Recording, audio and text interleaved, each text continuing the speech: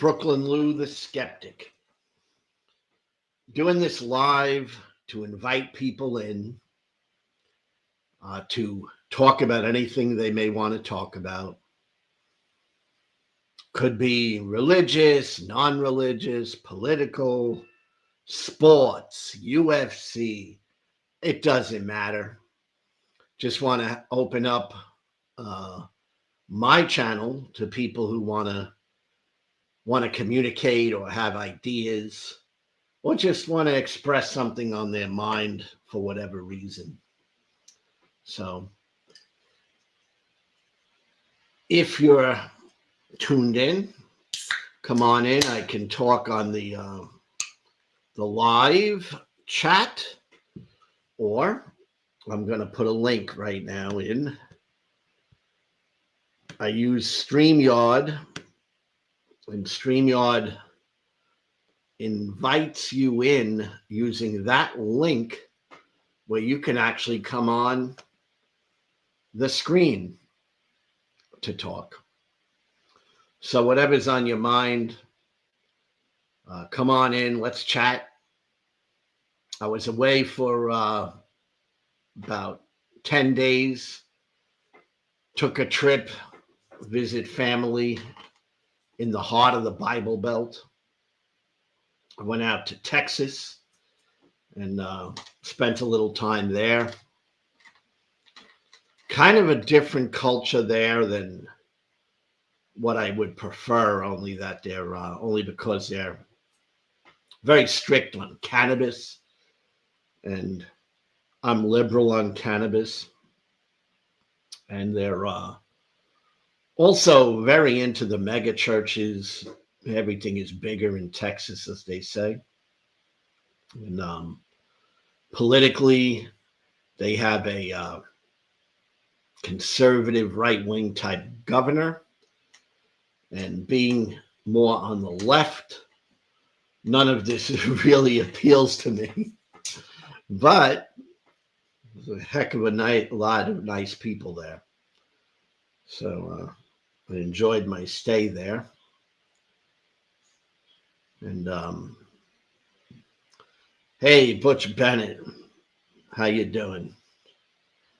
Ah, the hat.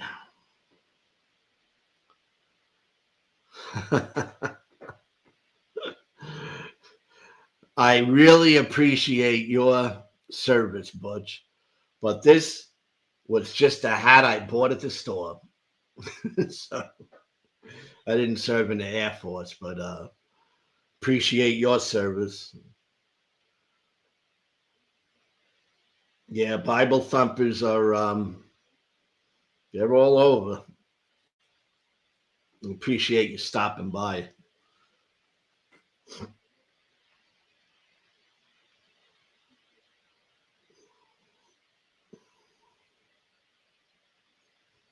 So when I was gone from my home and from this channel, there was a whole bunch of stuff. There was the flood in Texas that happened right after I left Florida heading to Texas.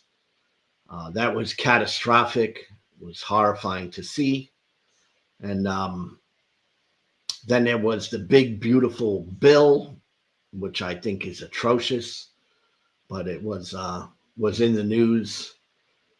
And I watched a lot of immigrants being rounded up, cannabis farm being invaded.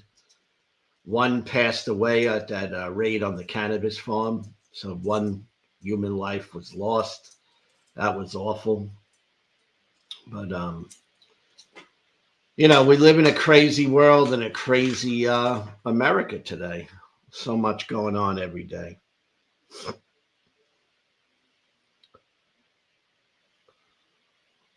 There's a lot of evangelicals in the Air Force. I didn't know that. Yeah, I agree with you. It's like another world. I never could have thought, I never did think this would ever happen in America. And it's crazy. I value freedom, And that's why I appreciate your service. And I'm sure you fought or served to uphold freedom. And I see people's freedom being taken away, and it bothers me. The offices, huh? I wonder why that is. Why do you think that is, that they're generally religious?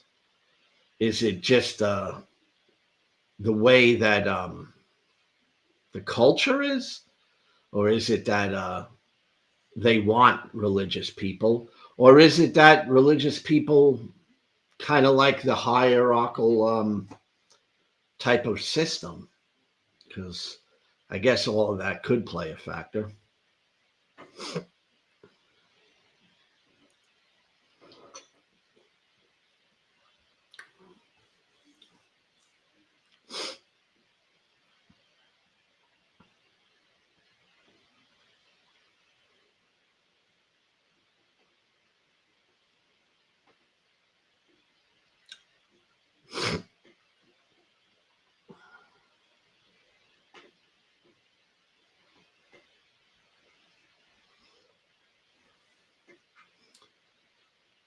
The officer culture.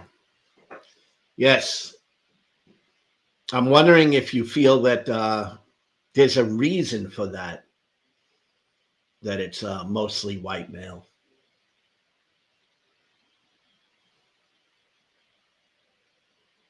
Is it some sort of preference, you think, or just some sort of innocent type scenario that just plays out in that way? I don't know, because I'm not in the Air Force, but it's interesting.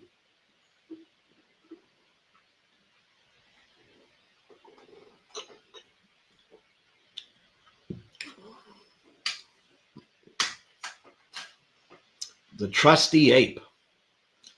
Hey, trusty ape. Glad to see you. Welcome. Glad to see somebody new.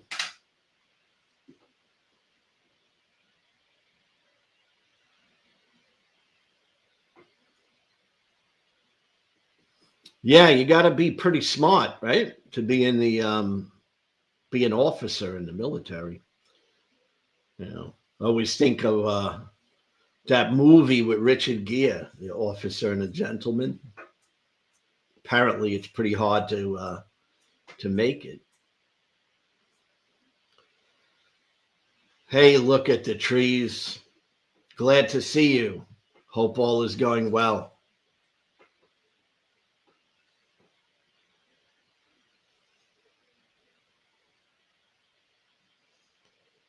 Look, how's life treating you? Getting along?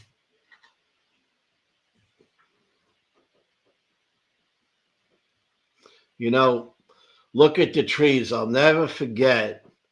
You were on one of my first times I ever went live, and my ex-wife was on with my granddaughter, and it was just so awkward.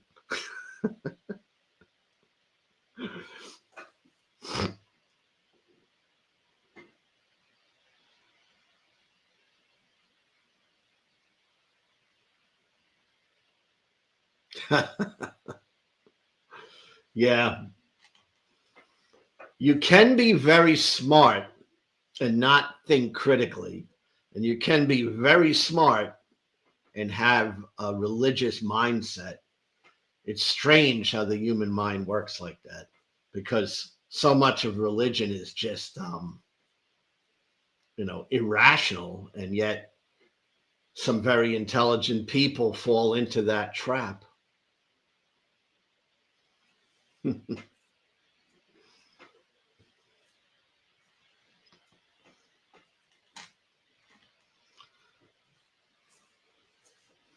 You know, I've been watching some YouTube channels, because I go on all the time and watch different channels, because I've been on YouTube for since the beginning, but I never decided to do a channel until recently. But I've noticed a lot of really cool lifestyle channels, kind of like vlogging, real life type of stuff. And I thought they've been, it's pretty interesting. And I think of certain people that I've encountered online that I think would do really well with like a vlogging type of channel. So just a thought, anyone wants to start a vlogging type channel, it's really cool because people tune in to see what happens next, you know? And it keeps you you're looking for the next episode.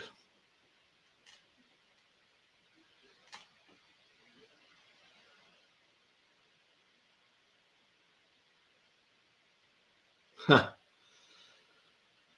Butch, that's what I'm talking about. Right? Very intelligent, very smart, and yet fall for what seems to be just irrational thought. You know, it amazes me like that. I'm glad you broke away, by the way. I hope you feel a lot better now. I know I do. I was in that scene for most of my life too. But over the last 12 years, I've been free from that, and I feel a whole lot better. I'm happier. I feel I'm a better person. And I feel like I'm a freer person because I feel like when you're in that religious trap, it's kind of like being a prisoner of your own mind. It's very strange when you look back on it.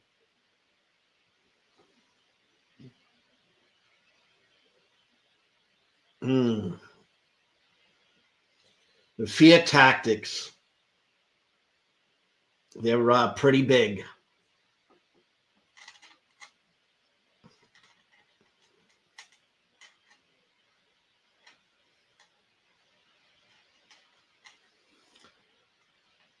You know, the trusty ape. I've been looking at some numbers recently, and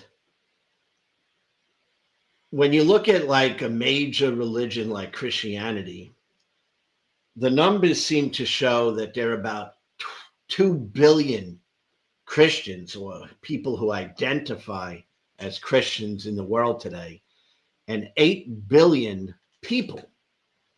So Christianity is still a minority when you consider all of the people in the world. And it's so exclusive, you know.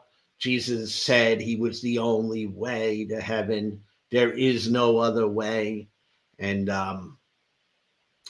it's striking that if that is true, 6 billion people on earth today are going to hell.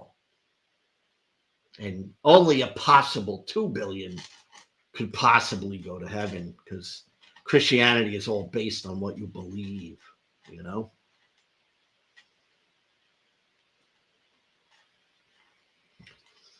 And in America, most hear about Christianity, but worldwide, it's not as big.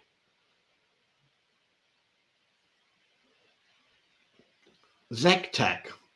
Here's a question I've been waiting to ask an atheist. Well, I can answer for myself, and I'm an atheist. So the question is, why is there something as opposed to nothing? I don't know. It's a philosophical question, Tech.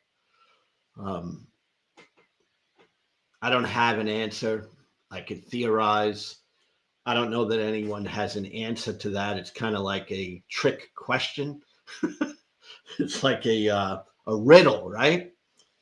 And why is there something as opposed to nothing? Sorry, I don't know. I don't know. I mean, I know why a lot of things came into being. You know, I know why, you know, trees are there and human beings are here and animals, but something meaning what? And as opposed to nothing, meaning what? Literally no thing. I don't know. I don't know that nothing ever was. Could be, maybe not. All right. So sorry, I don't have a direct answer to a question that I don't think has a direct answer. But Butch, I know you got a high IQ, my friend. Maybe you have an answer to that. Why is there something rather than nothing?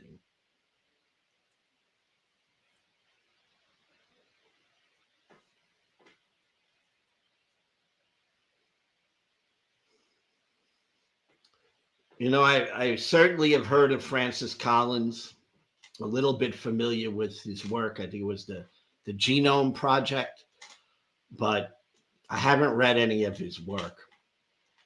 And I know he's a Christian, and I know he believes in evolution. That much I know. And glad he's not throwing away all science for his belief. You know, I respect a lot of Christians who kind of believe in Christianity, but also know that they cannot prove um, the existence of a God, and they leave it in the faith realm. And to me, that's intellectually honest, at least.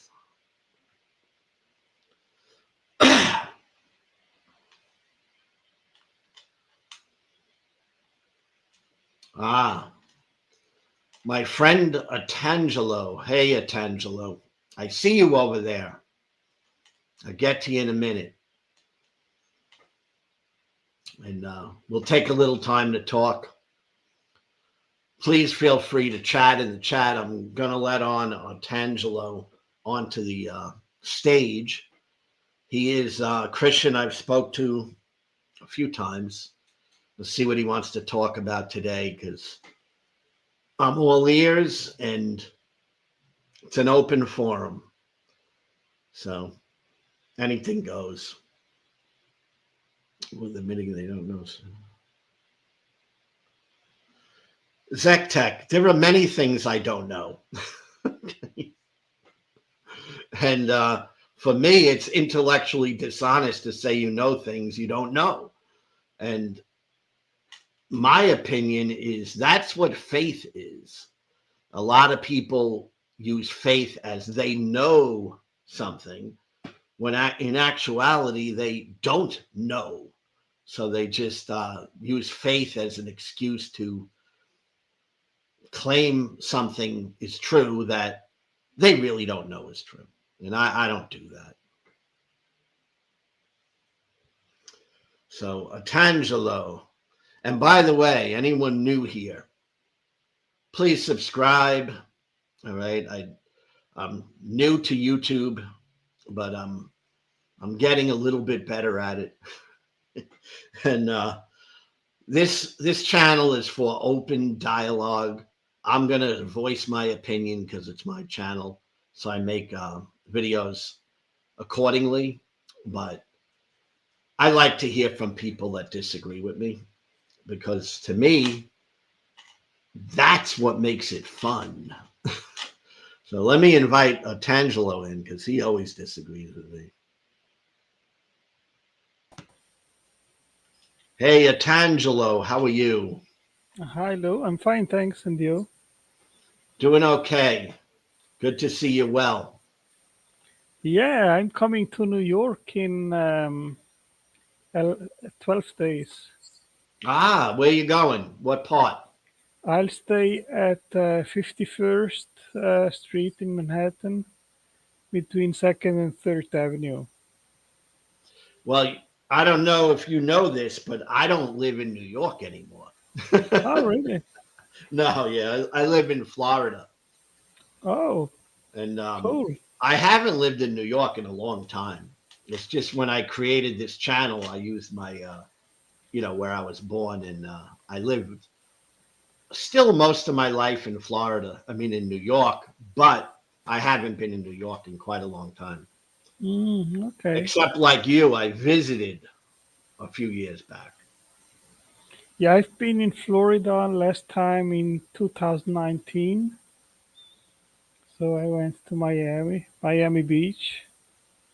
I stayed there about 2 days or so. Yeah, yeah. So, what are you going there for? Business? No, I was invited. I actually am going to visit some old business partners, just sightseeing. I don't know if you know. I don't know if I told you that in the 90s I was selling Swiss watches in New York, and over a few years I went over 50 times to New York full with watches in my luggage, and then walking around Fifth Avenue and so forth and selling these watches to stores.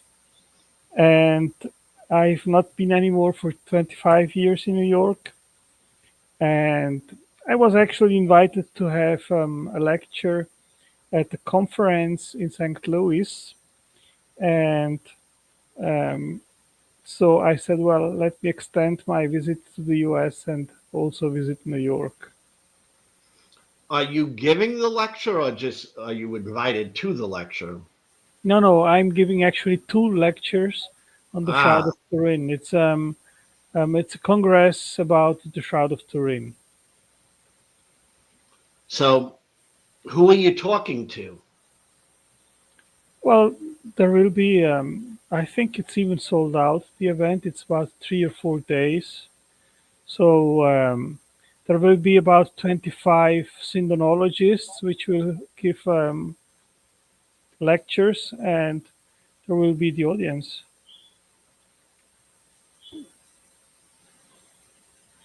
So,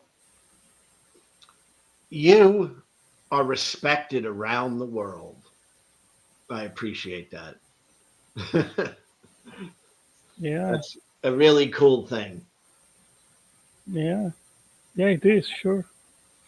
Yeah. And I know you're, well capable of giving a lecture and talking.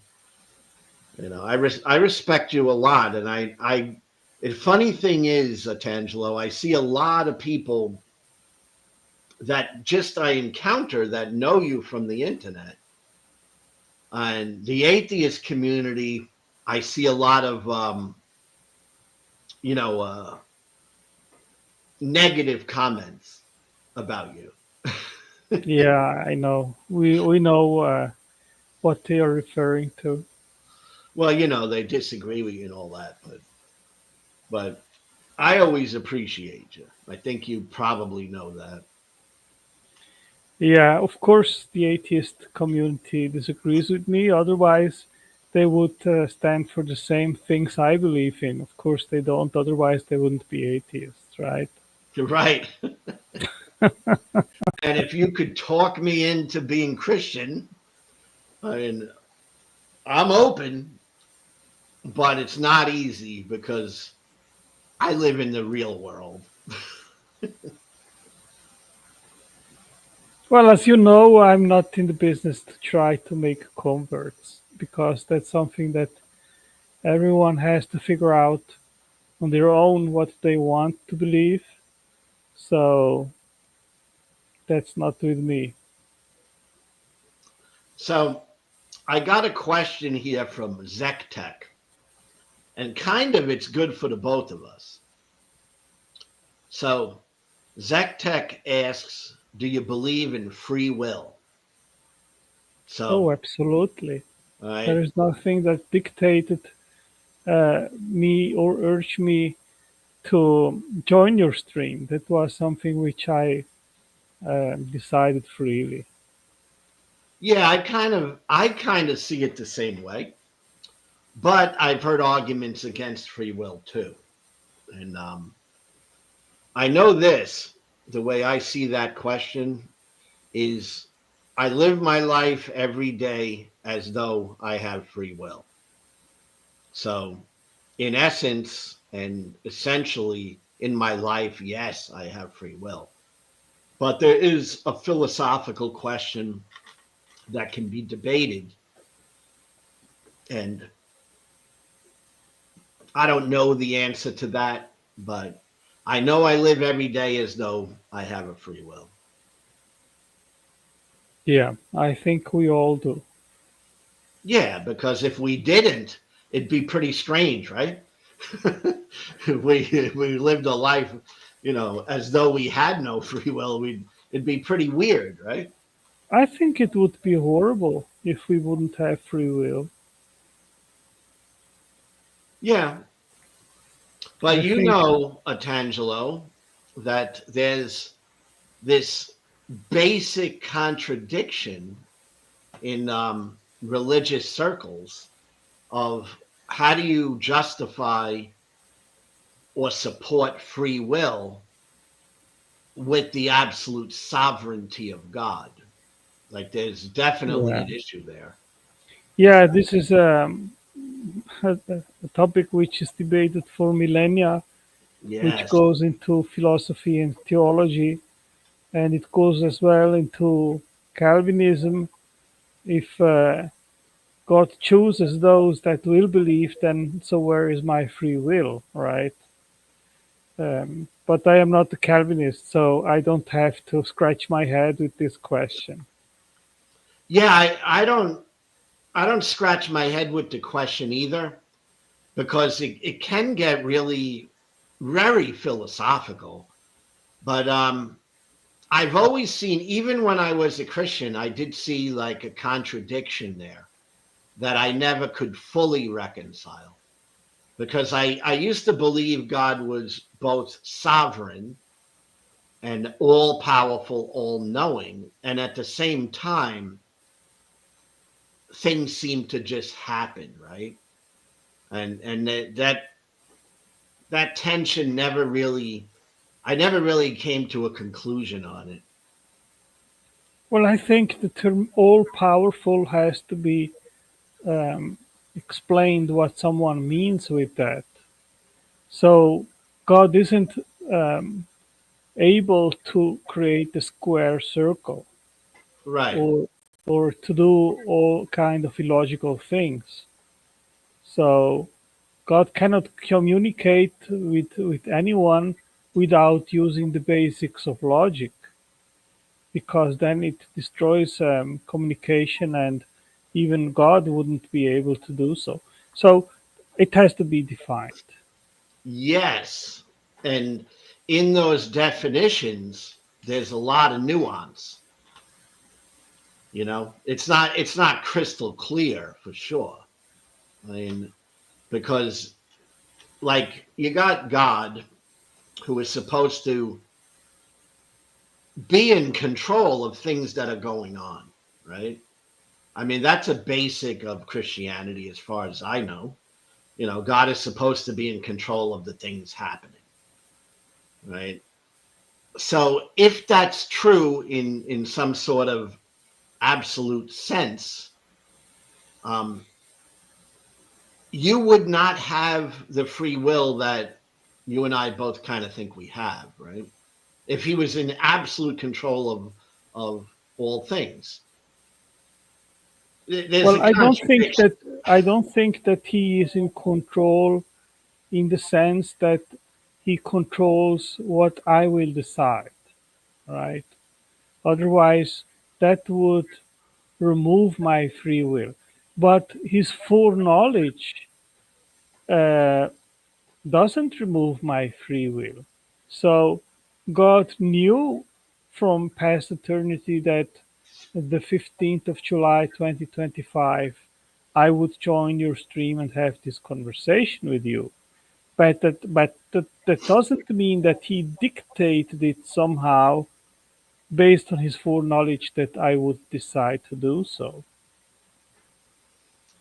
Okay, given that, because I understand that idea, but given that idea,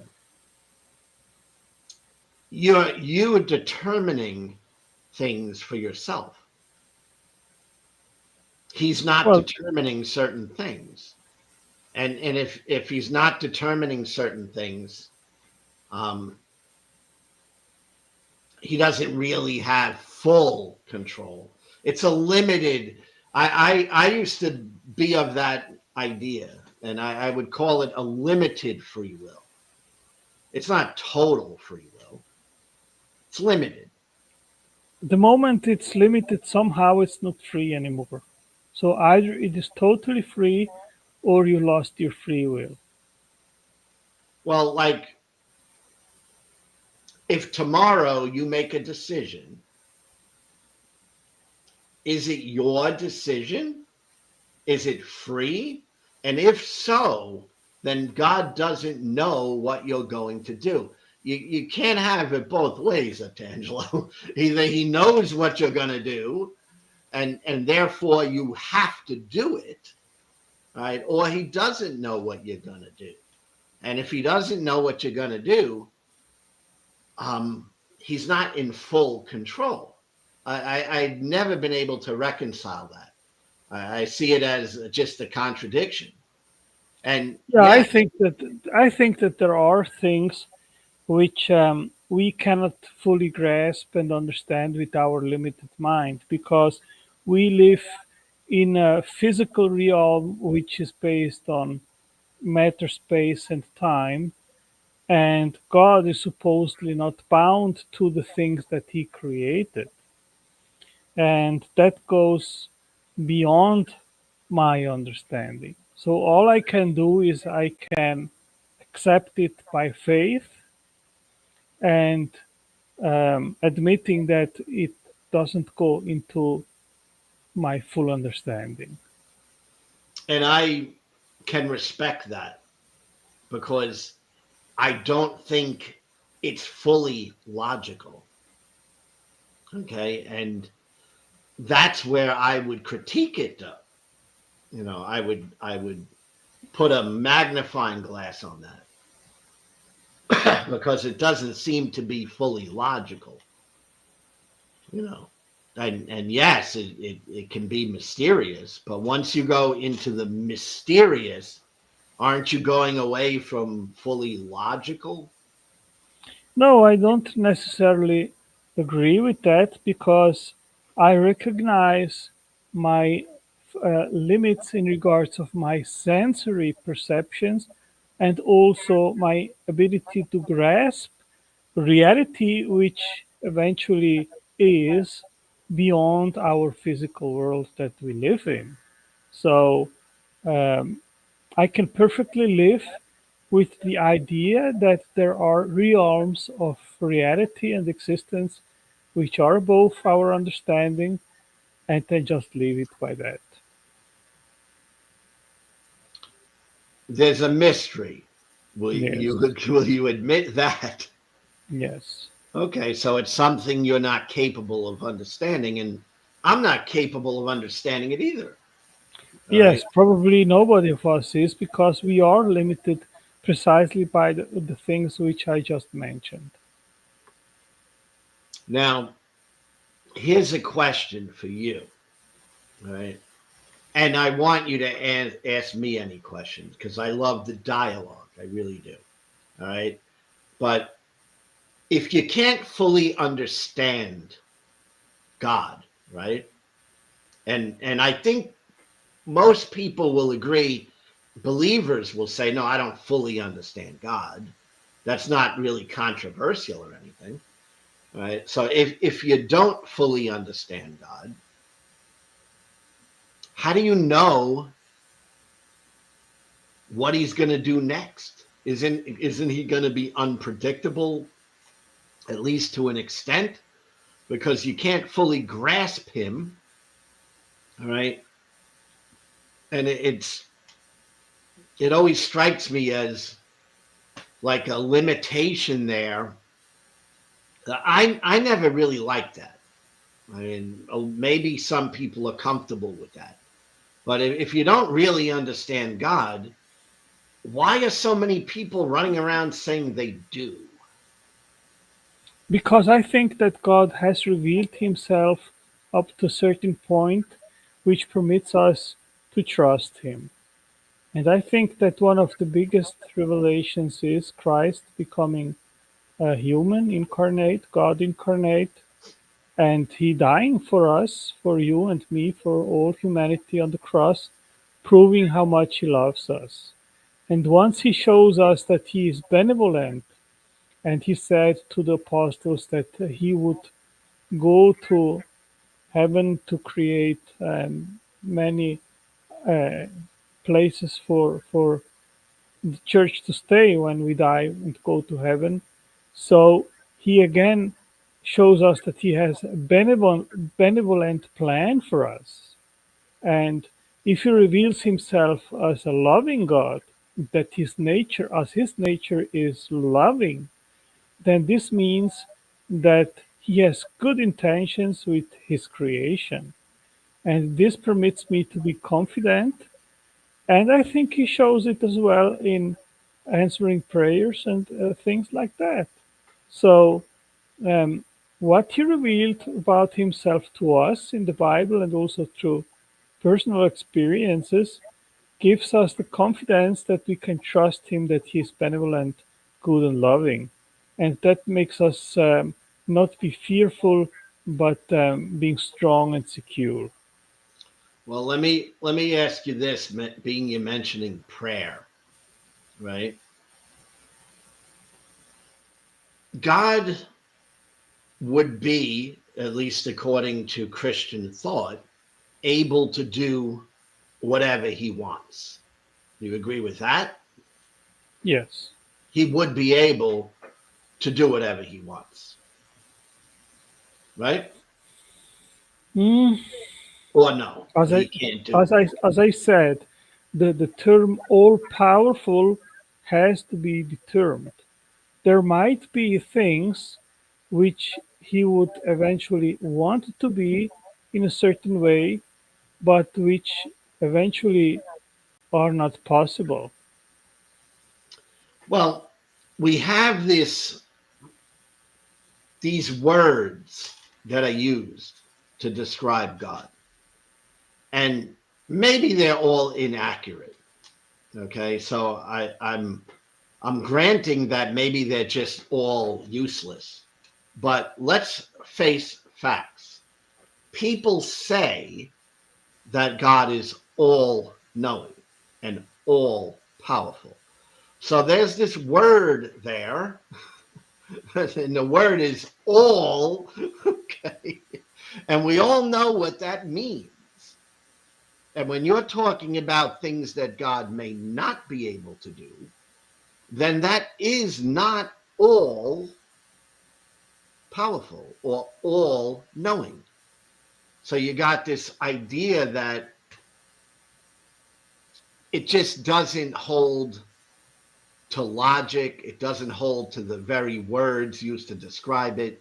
Because if you have to come back and then say, well, I didn't mean all, the word all doesn't really mean all, it means something else.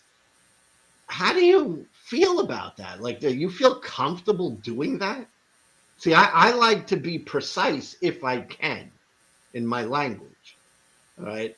So if I use a word that has a meaning, I like to stick with the meaning unless I go up front and say, well, when I use the word all, I really don't mean all. Right? I mean, something other than that. So how do you get around, he's all powerful and all knowing, and yet you still tomorrow may do something that you decide to do? How could he possibly, control that if you have the free will? In my world, I don't believe in God, so I have a free will or not, and that's debatable. Like I said, we started with that, right? There's debates about this, but whether I do or not, I don't have that dilemma of this all powerful and all knowing God not being able to do certain things. Because once you bring in not being able to do certain things, he's no longer all powerful. So how do you justify even saying such things? Well, first of all, the Bible doesn't use these terms, so we have to be careful when we use them, right? Now, there are two different things here: God being all knowing and God being all powerful. These are very different things. And of course, if God, as Christ said, that God will judge the world, of course, in order to judge it, he must know all things. So I believe that God transcends um, all reality and that he is indeed all knowing of all things. And Christ, he gave examples and he said, even my hair on my head is counted, and um, no small bird dies without he um, um, willing it or admitting it or permitting it, right? So I think that God is fully in control of his creation. But again, these are two different things. And all powerfulness is a term that has to be defined and explained what is meant by it. So that's how I deal with it. Well, when the flood hit Texas, did God control that?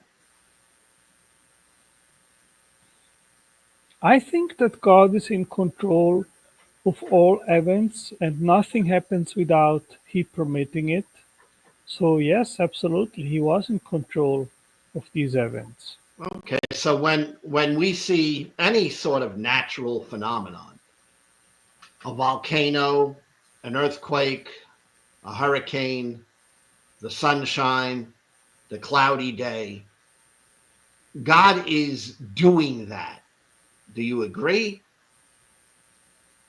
Well, I would say that God is not constantly involved in commanding uh, natural disasters or natural events to occur because they operate based on the laws of physics, So right? he's not controlling things that are going on, which to me would again be contradictory to the idea that God is sovereign. Because if he's sovereign and in control of all things, you can't just logically or rationally then turn back. Oh no, but he's not in control of that. I mean, I can't help but think it's a cop out. It's like it's a cop out. It's like well, either he's in control or he's not.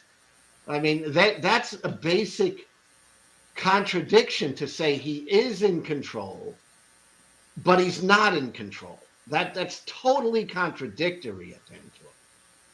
Yeah, maybe I would just use other terms. I just would say, as I said previously, that God, he did set things in motion, and so the weather um, on Earth, and that most of these things they just operate based on the laws which God has implemented, and So he doesn't have.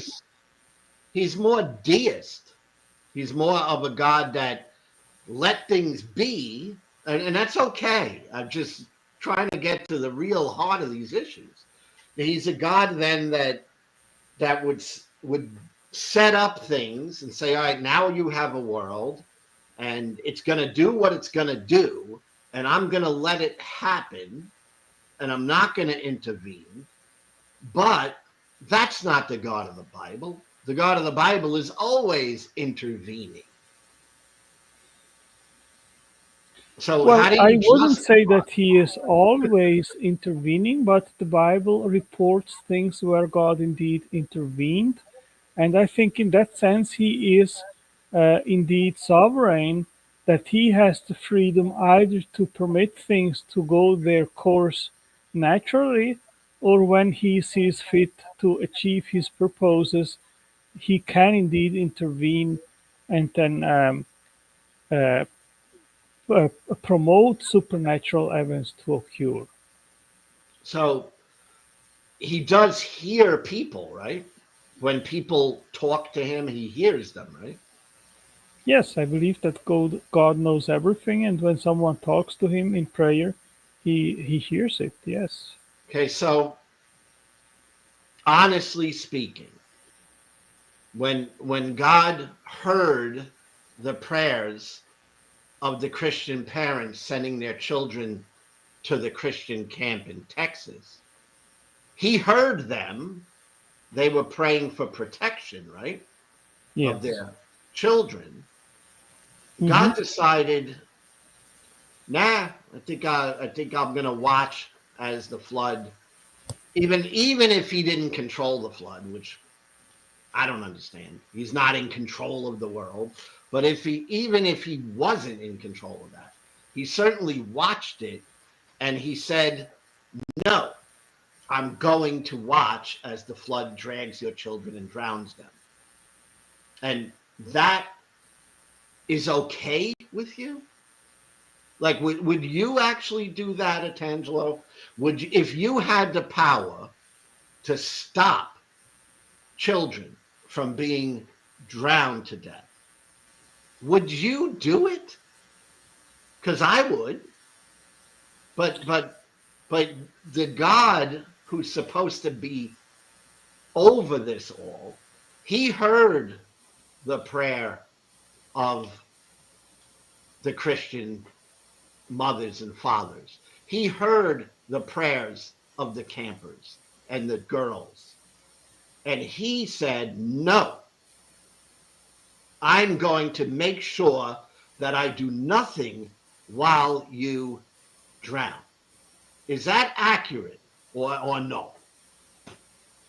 Well, Lou, I start from the premise that God created us, that He gave us a moral sense, that He gave us our intelligence, that He gave us our sense perceptions, and everything that we have, our existence, we owe Him, right? Yes. So God is sovereign about human life. He can give it and He can take it. He can Okay. say, I will save those or I will not save those. Right. He can determine someone will be saved from a catastrophe and not going to die, and he can decide, well, I'll permit this to go its natural course, and these people are going to die. And if these are children, which with Christian children, they will be earlier in heaven than later, but they are in heaven. So Okay. what I want to say with this, Lou, is that what I see from the atheist camp many times is that they think they are superior morally to the one which gave them the sense of morals. And I think this is extremely arrogant. I don't think that I am capable to know what is best in every situation. God, He made the universe, He created life, He created biodiversity, all these things. He created us with moral sense, with free will. I mean, are you able to do this? I am. Am I able to create all these things? No, there is a huge gap of intelligence, capability, and so forth between creation and the creator. Okay. So, uh, With all of that, Tangelo, and I heard that. Okay. With all of that, you didn't really address what I was asking. yeah, I was going to address it, and I Okay. will What address it. did God So, hear the my prayers just of to the bring it children? to the point, Lou. My answer to that is that I am not God with the all knowing capabilities Right. um, to uh, uh, to say that God didn't do things right. With I understand my limitedness, and I say God is God. He knows what He's doing, and if He Right. decides that these children should die, even if the parents prayed and so forth, well, that's His faculty to decide so. And Yes. I am not in the situation to say God did something right or wrong. Okay. I hear all that. So, with that being said, do you see or agree that God did hear the prayers of the mothers and fathers, and he did hear the prayers of his little followers, the children who were at Christian camp. All right. And he decided that he would watch as they got drowned. I don't know Yes or no? that he It's a yes decided or no. something, because in order for you to decide something, something has to change.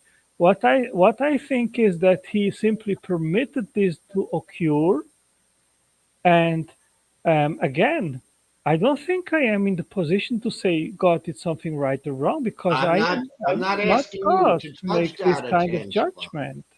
Please understand, I'm not asking you to judge whether it was right or wrong. I'm asking you if it would be true with the God that of the Bible, with that God, all right, that would it be true that he did hear when the parents prayed and they were Christian, and he did hear when the children prayed for safety?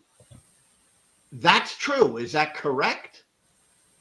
Yes, I think that God knows Okay. everything. Since And the foundation of the world, God knows the entire yes, history, how it will develop, and we see in the Bible how He made prophecies that then fulfilled. He made prophecies in the future yes. we are supposed to fulfill. So, And of course, if He doesn't know the details, how can He know the grand scheme? So he must know the details in order to know the grand scheme. So okay. yes, God knows So, all these things. so God decided that it was okay to tell the parents who are his followers, no, I'm going to watch as the children get drowned. Well, Yes or no? well, Lou, are you in God's mind to know No, no, what no. He You decided and keep them. thought, or didn't decide, Come and on, Atangelo. or think? I don't know. You Atangelo. are in this position. I mean, you are simply making up scenarios. No, I'm not. That's the scenario. That's basically called making creating a straw man, No, and no, no. then trying to shut it down. It's not a So straw man. It's not. All right. It's a. I mean, I know the answer. I want you to give me a true answer. All right. I mean, you know the answer. The answer you're giving is that yes, God knew more than the parents, and they knew more than the children.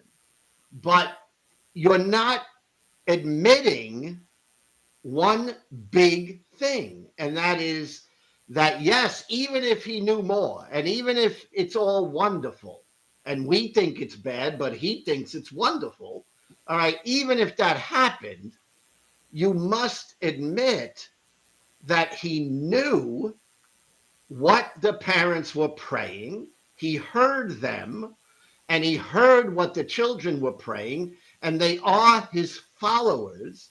And he told them, no, I will watch as you drown. You have to see that. Otherwise, well, you're in again, another you are world, making Angelo. again you are raising again a straw man That's by not a saying straw.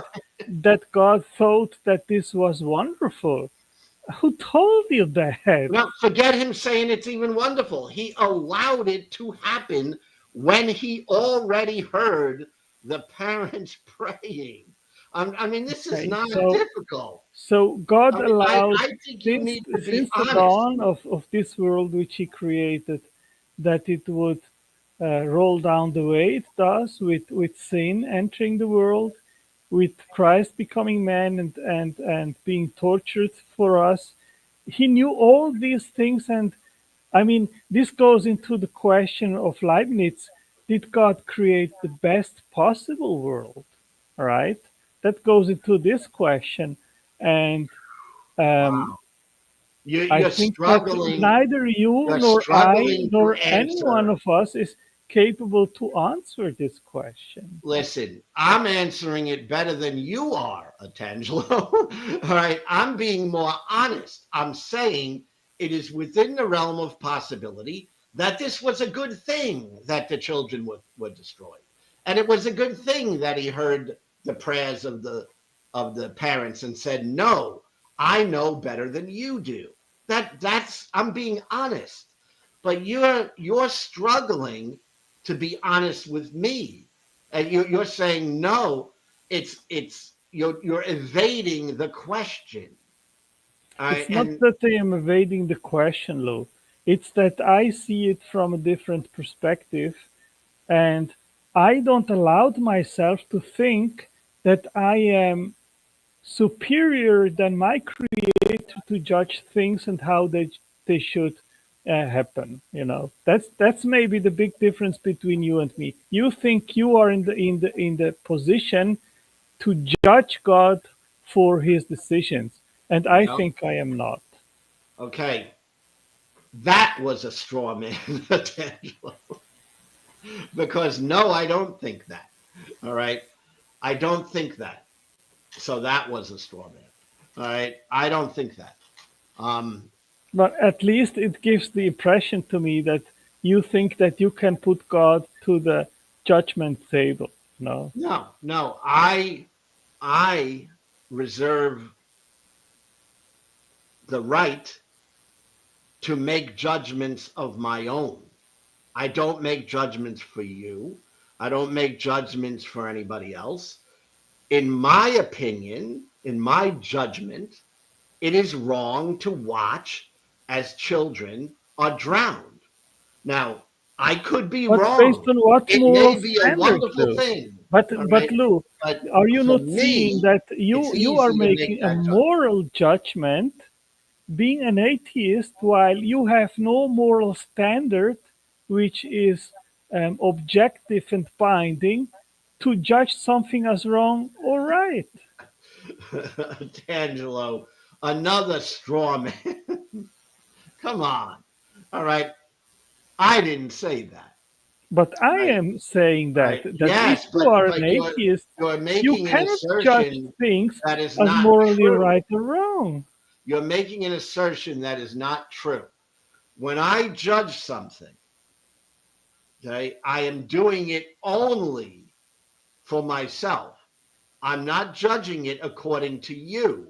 I'm not making judgment for a God if he's out there. All right. I'm only judging it for myself. So don't say I'm judging it for everybody else. I'm not. I'm thinking for myself. That's not the point. The point is, which it seems that you are ignoring, that in my worldview there is objective morals because uh, they come from God. God is in his nature, he is moral, and he has created moral beings that are like him. But if there is no creator, and if you think and judge things from the naturalistic atheistic worldview, then there is no basis to say something is right or wrong. You can express your opinion as you are doing, as you say that it's for me like this, but based on what basis? You have no basis because there is no moral giver. There is nothing that says something is right or wrong. So basically, what you're expressing is just your personal opinion, nothing else. And if someone else has a completely different opinion on the same matter than you have, then it's just one opinion against the other. That's it. But once you remove God, there is no morals. Um, I have my own morals. Okay. So what We all you're have our moral sense. The so question is, then where does it come from? what is it you're saying that I don't have morals? I have my own morals.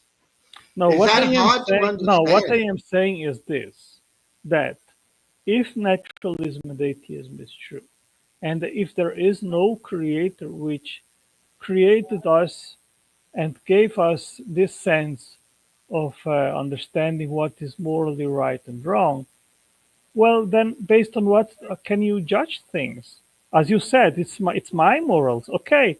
But again, I mean, that's just a personal opinion. How can you say that your opinion is binding? You I cannot. don't. I mean, I don't Then, understand the then what problem, value Tangelo. does your judgment or your moral sense have? None. Tangelo, let me tell you this. I don't have authority over you. Okay? I don't have authority over my neighbor. Right? I don't know what my neighbor might think when it comes to morality because they are a different person than I am.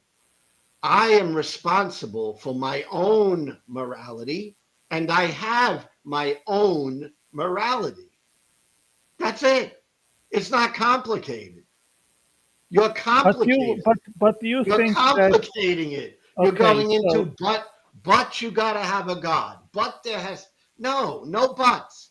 Everybody, you included, hopefully have a mind that is unique to you.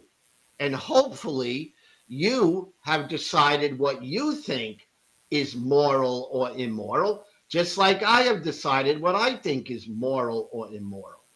But I don't go around telling you what you have to think is moral.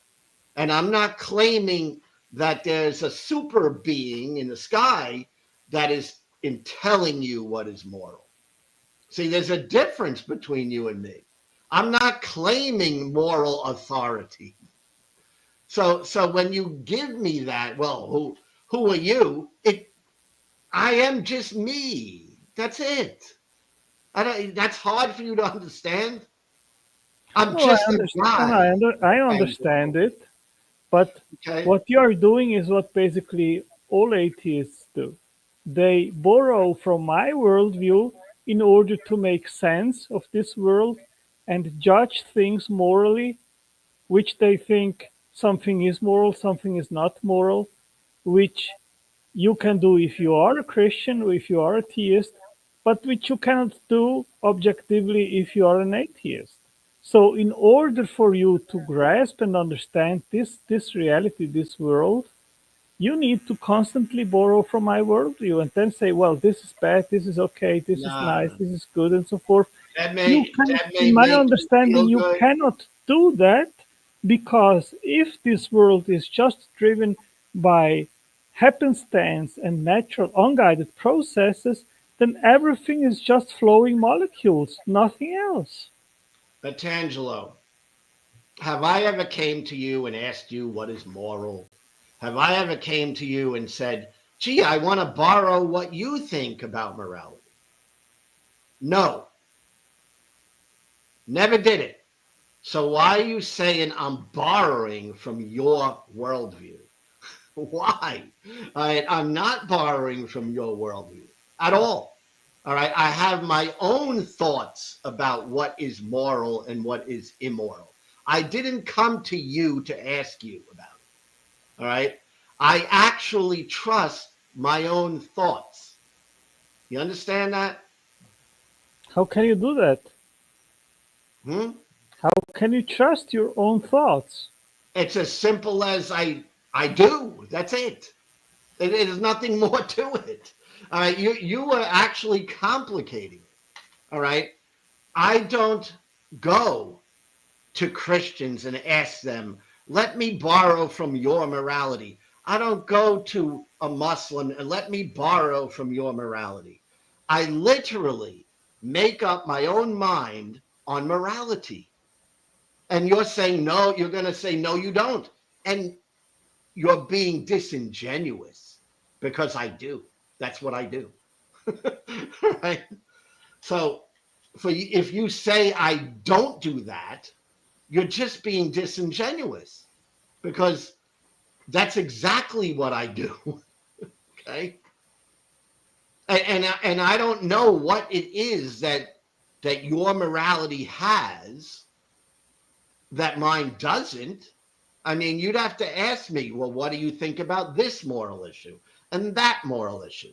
And I would speak directly to it. I don't need to make believe. All right. But you're just making this claim that you know what my morality is without even asking me. Okay. Because you're used to, Tangelo, you're used to putting people in boxes. And I got news for you. You're my friend. I'm not one of those people you can put in a box because I actually do think for myself. So I Yeah. don't go, I mean, I'm telling you, I do not go to atheists and ask them what they think about morality. So I don't even understand where you're getting this from. I mean, I think you've been told a lot of things. All right.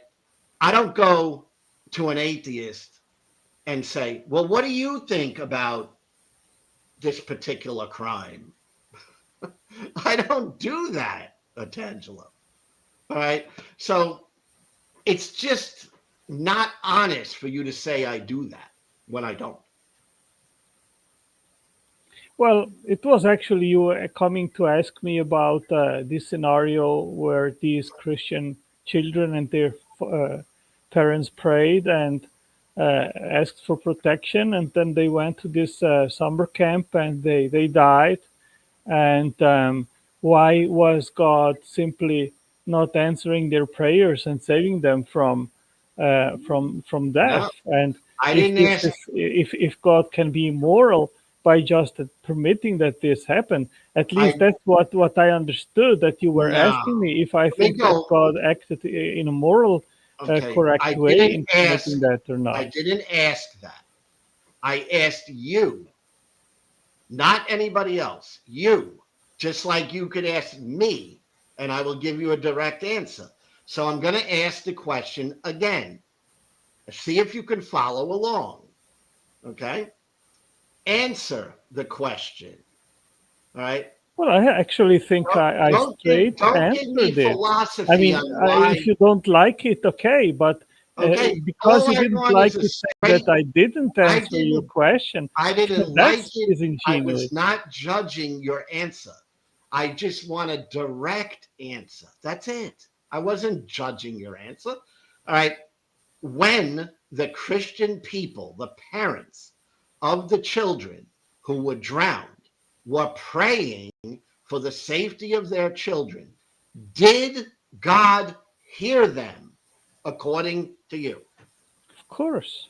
Okay, stop right there. So that's established. He heard them.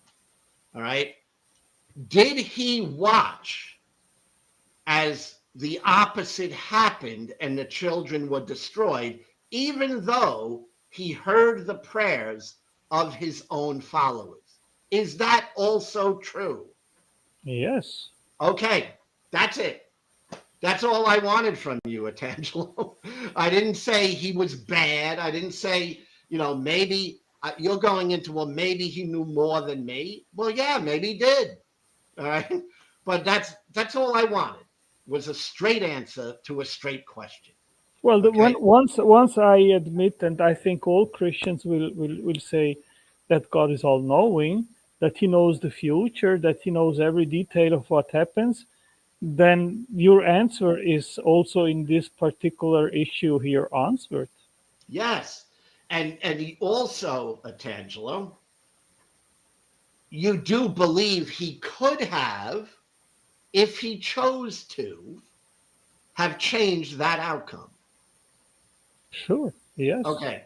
Then that's all I asked you. Because now what you wanted to do was, instead of giving a head-on answer, which you now have done, so I appreciate that, you were going into, well, he knows more than I do. He knows more than you do. That wasn't my question. Okay. That's a question of, you certainly can believe he knows more than you and more than me and all that stuff.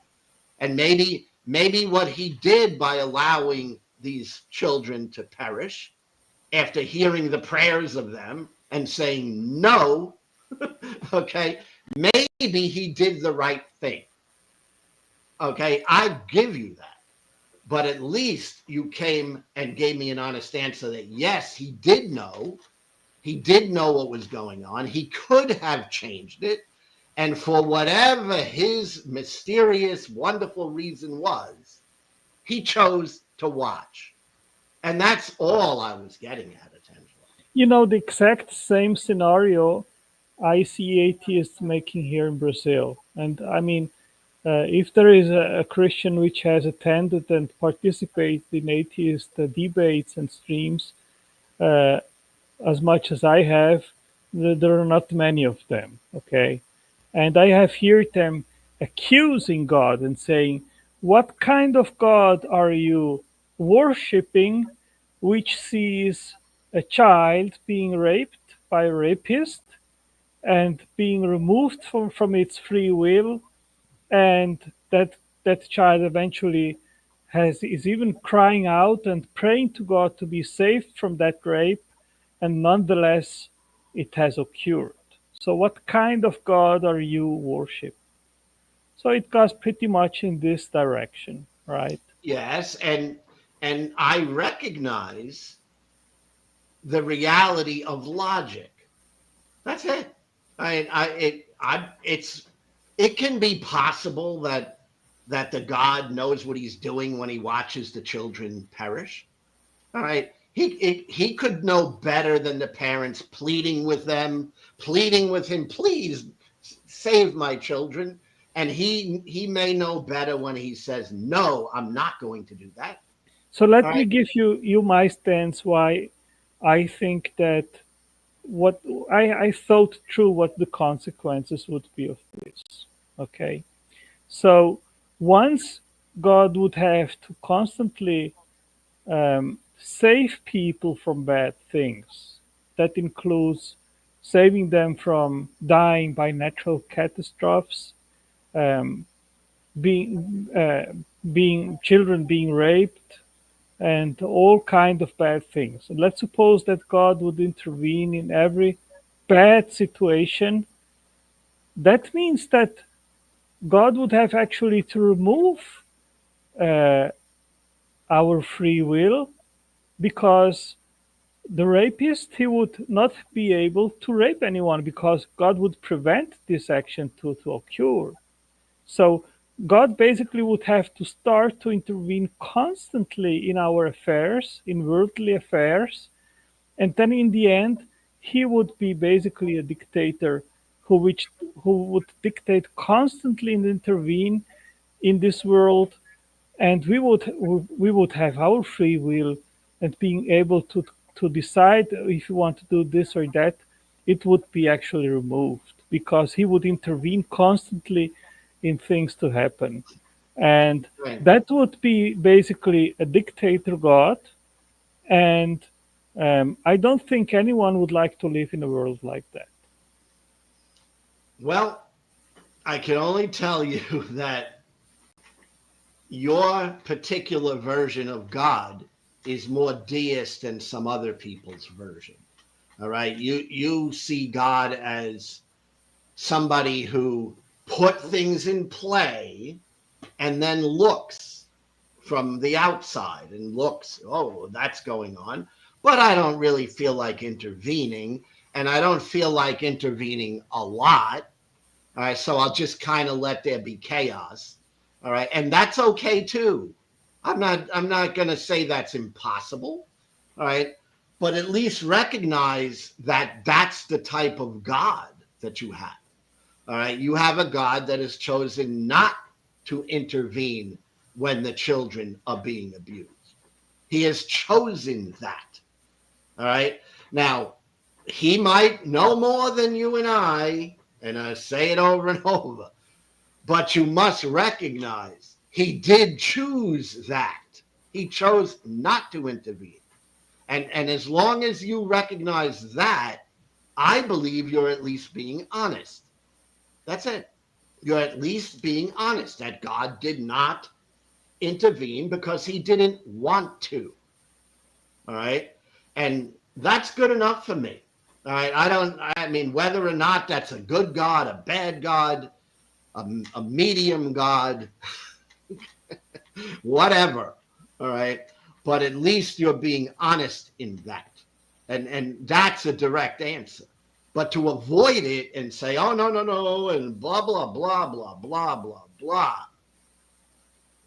Come on. Well, I don't think, Lou, that you put me on the wall with that scenario which you built up, because basically what you are asking, that's something which is common sense, which is commonly known, that uh, that God is sovereign over history, and that he can choose the world affairs to conduct them the way it pleases him.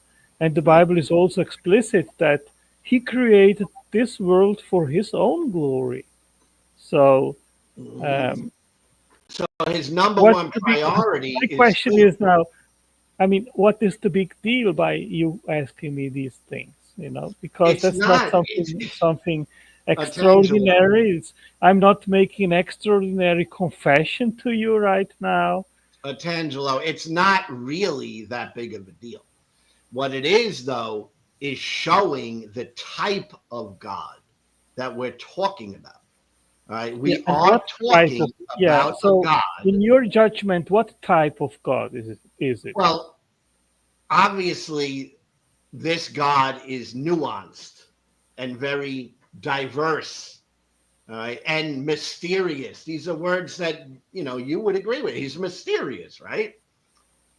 I think you recognize that. But there are certain things about this God that we can see if he's real.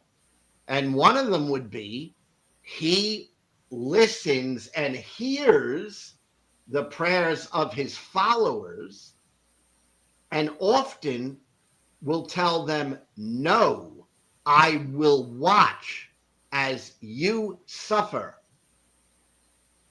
That's it. Yeah, and where do you go from there? Nothing. It's just either you like that God and maybe that's a good God to you. But I could tell you that's not that attractive to me, Angelo. Okay. And again, it's fine if that's the God, just recognize what this God is using your own belief system and not going away from it and then making believe that he was doing, something he didn't want to do when he watched the flood come and take the children away. He knew what was happening. All right. If your God is who you think he is, he definitely knew what was happening. All right. Yeah, you did. And and that's it. So he's a God who will allow floods to come to hear the prayers of his followers and tell them, no, I prefer to see you destroyed. That we know using your own belief system. Okay, and That's it. okay, that You might know, be not very attractive to you, no, but it's not to me, but it may be to you. Maybe you think that's a good thing. All right. yeah. And I'm willing. As I told you, Lou, I've not joined your stream, or I don't enter conversations with atheists to try to convert them or convince them that what I believe uh, is true. That is a thought process which my interlocutor has to make for himself.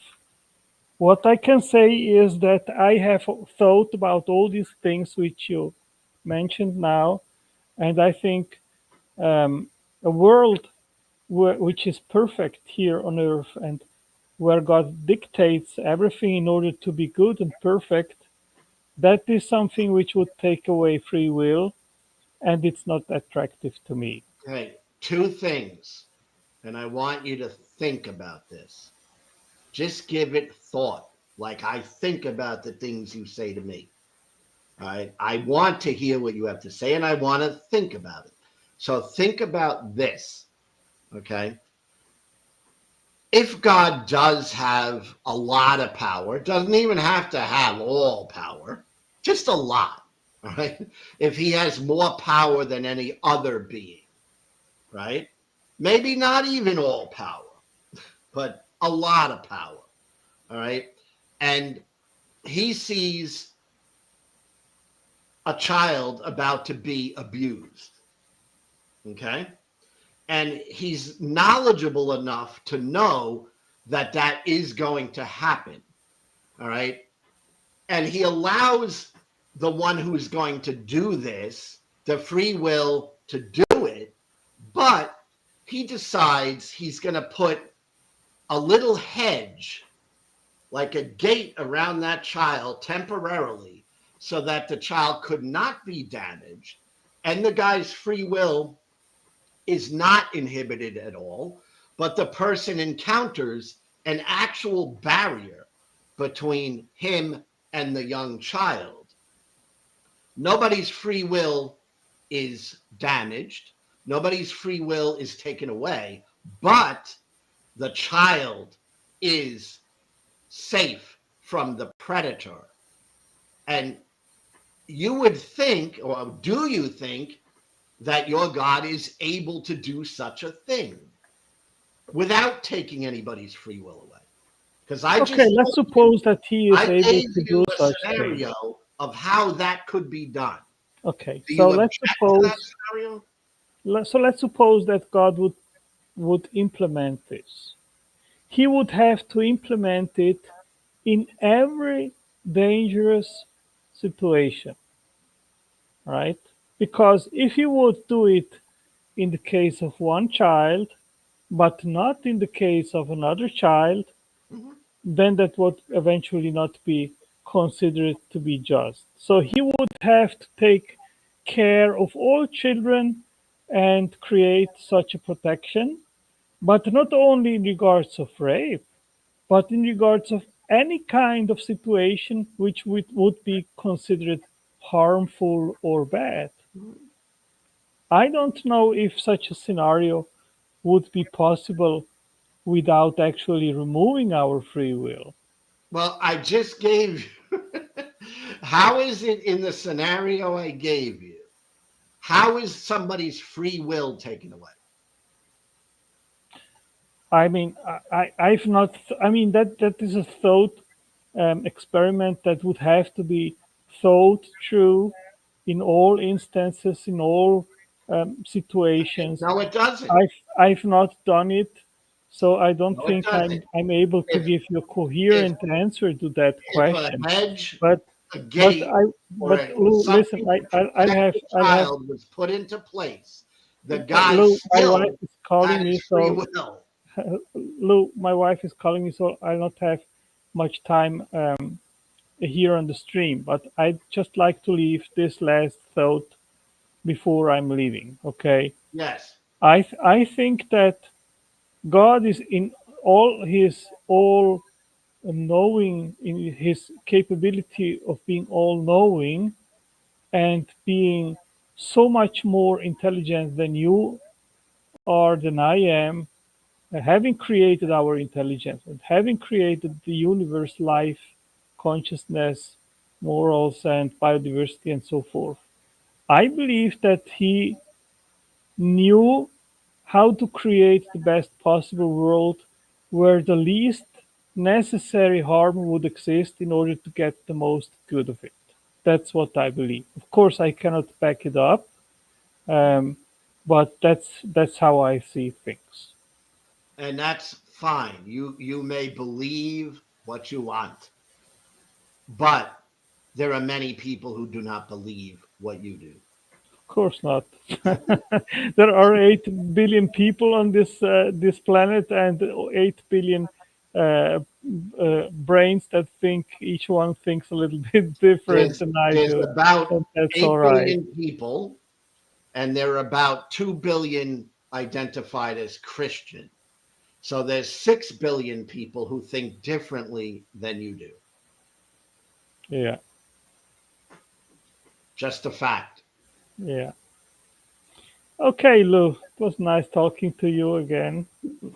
I enjoy you, Tangelo, no matter what anyone says about you.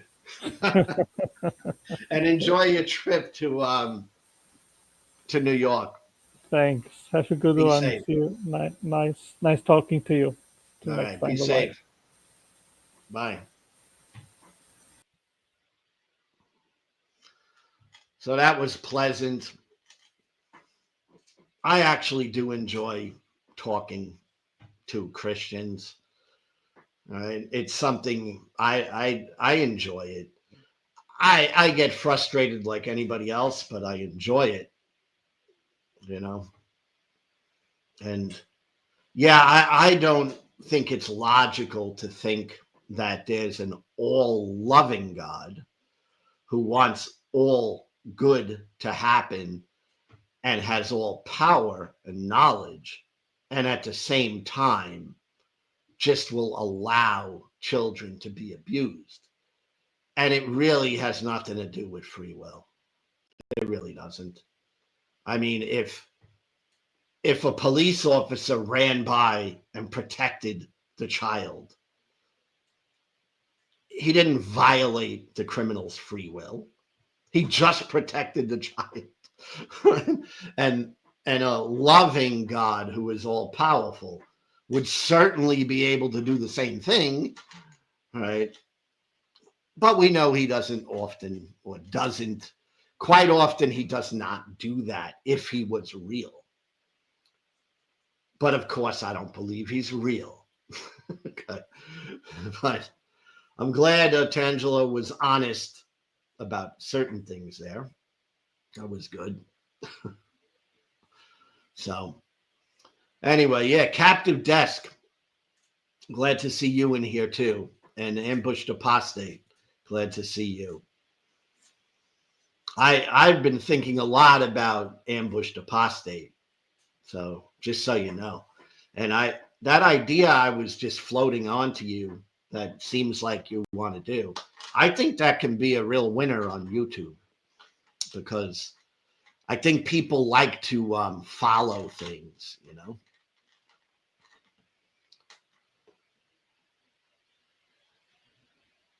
Yes, Captive Desk. That's a biggie too. All right. 8 billion people, at best 2 billion Christians, at best Christians who disagree with each other. Some say this many might go to heaven, some say less will go to heaven depending on what they believe. But still, if given all of them went to heaven, there's 6 billion people now who are going to not go to heaven, and according to their own belief system, will be tormented. And given that, I don't know how the God can be considered a success story. I mean, if you want to save all people, which the Bible says at least sometimes that God wants all people to be saved, the God is not able to carry out his own will. Because if that's true, if we can take anything as true and say, well, that's true, then he's not able to carry out his own will because 6 billion people are going to be tormented. So he didn't save them. So the God is a colossal failure. And I don't see any way around that. Hey, Wolf Den, how are you? And yes, Captive Desk, that's what I see. The God of the Bible is a bumbling idiot. Without a doubt. Without a doubt. He's a colossal failure and a bumbling idiot. Because if you accept just the most basic tenets of Christianity, that he's all powerful, he has all knowledge, why the heck is he not able to figure out a way to save 6 billion people who are headed to hell? Doesn't seem like a very smart God to me, right? when looking at the results of this God, given their own belief system, this God is not a very effective one.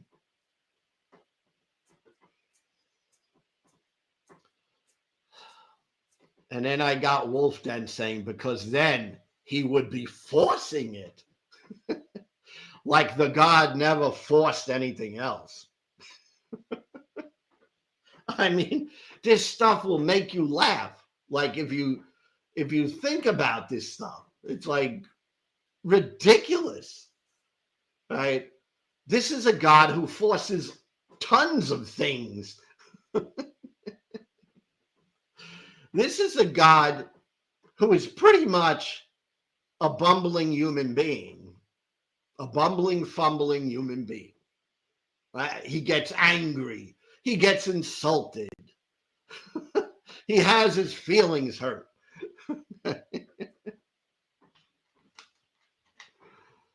Oh my gosh. What does he make you do? Well, Wolf, God is fake. Okay. So he doesn't make me do anything. But the belief in this God does make people do some crazy ass shit. So, but no, he actually doesn't make me do anything because he's fake. I love saying that, by the way, because it's as clear as I can be. All right, Wolf. All right. You're a young man, for crying out loud. You're a young guy. All right. You got plenty of life left to live. I hope so. Don't live it in delusion. Don't live it in a world of make believe. Come with reality.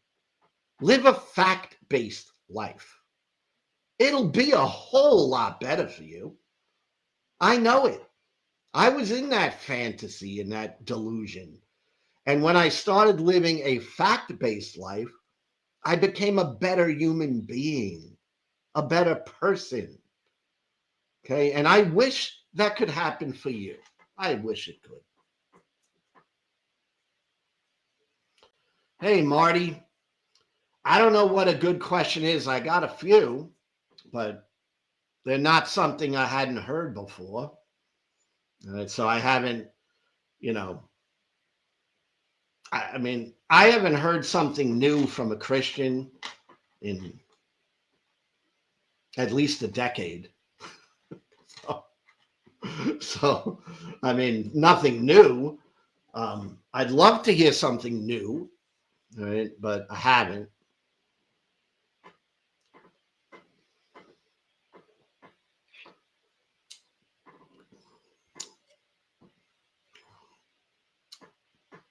Yeah, ambushed. I know all about Lupin. I just wish he would come over to rational thinking. Right. Lupin, you believe that this life is not temporary. I know it is. You believe that you're going to live forever and ever and ever and ever. So don't confuse the two. I accept reality. You don't accept reality.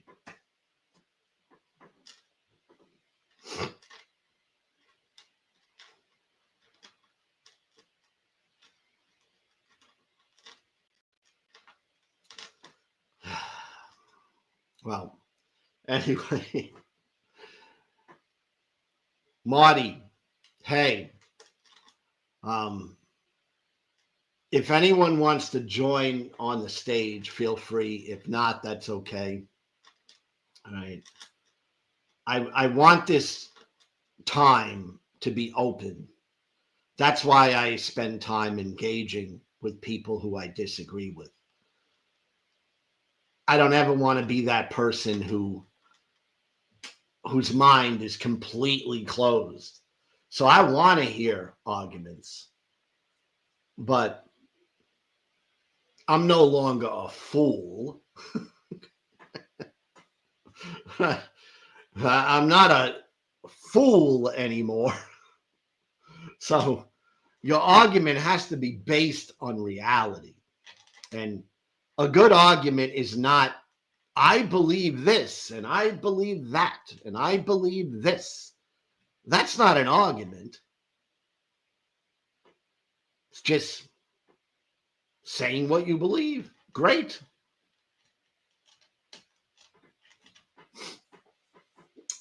Here's the link.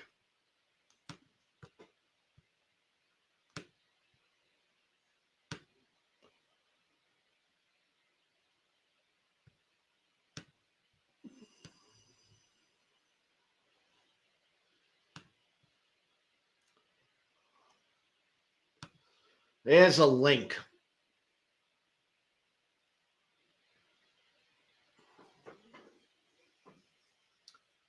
Captive Desk, I feel you. It's unbelievable to hear the same nonsense over and over and over again. It's crazy. Okay. Now, I'm going to talk to the Christian apologist, Lupin Wolf. And Lupin, I'm going to talk for maybe 10, 15 minutes because I feel I have to leave the stream open. And if anyone else wants to join the conversation with Lupin Wolf, feel free. All right. Hopefully we can talk one at a time so it doesn't get too messy. But here you go, Lupin. Hey, you're a man with a top hat. Oh, there you go. Hi. Howdy. Well, hope you're doing well. Yeah, I'm doing great. Alive, heart's beating. Life's still a pain in the butt, but hey, you know what? That's life. Everyone experiences it. Yeah. So, what is it you want to engage in? I wear scumbag and cockroaches. A badge of honor, mate. Well, I don't know. I was just reading a comment. If you want to talk about anything in particular, let's talk about it. How was your trip to Texas? I mean, it was a little rough going, but I mean, I visited family and my grandkids, and it was good doing that. Oh, is that where the conservatives stay at on your side? I think I told you I have family in ministry. Yeah. So, and I do love them because I don't pick and choose that. All right. I love my children and grandchildren, even if they're Christian. Dang. Okay. That's good. I'm sure they love you too, man. Seems like it, and I hope so. Yeah. Because religion should never, ever stand in the way of people respecting and getting along with each other and loving each other. Because if that's the religion you're under, kind of sucks. That just happens to humanity as a whole, I think, with religion or without it. I don't think that's unique to anybody. Well, yes, but religion plays a role in it quite often. You know, religious people tend to judge people. You know, they don't seek to figure out what a person is about, but they judge them. And that's not a good form of religion. I think everybody kind of judges everybody at a point in time, you know? Well, it's what you're judging them for. Yeah, usually, you know, the constitution of the character, you know, how they act, behave. That's usually, you know, the number one thing, you know, as far as whenever it comes to like friends and stuff like that. Well, Sometimes we look I past it. I think it's okay to judge people based on their behavior. Right? I think it's really wrong to judge people based on what they believe. Well, I mean, depends on how serious it is what you believe in. You know, I'm pretty sure if you believe in something and it's affects a person very negatively, then It's then yeah, still you might want to. If you're hanging out with somebody who believes that murder really is just wrong in the human construct and thing, I might say, you know what, man, I think it was a fun to hang out with you and everything, but I'm gonna go ahead and well, might have to separate I myself a little bit. still, no matter what I feel about what people believe, I still judge them based on their behavior and their actions towards other human beings. Sure you I, do. I don't care if they believe in Satan and want to worship Satan.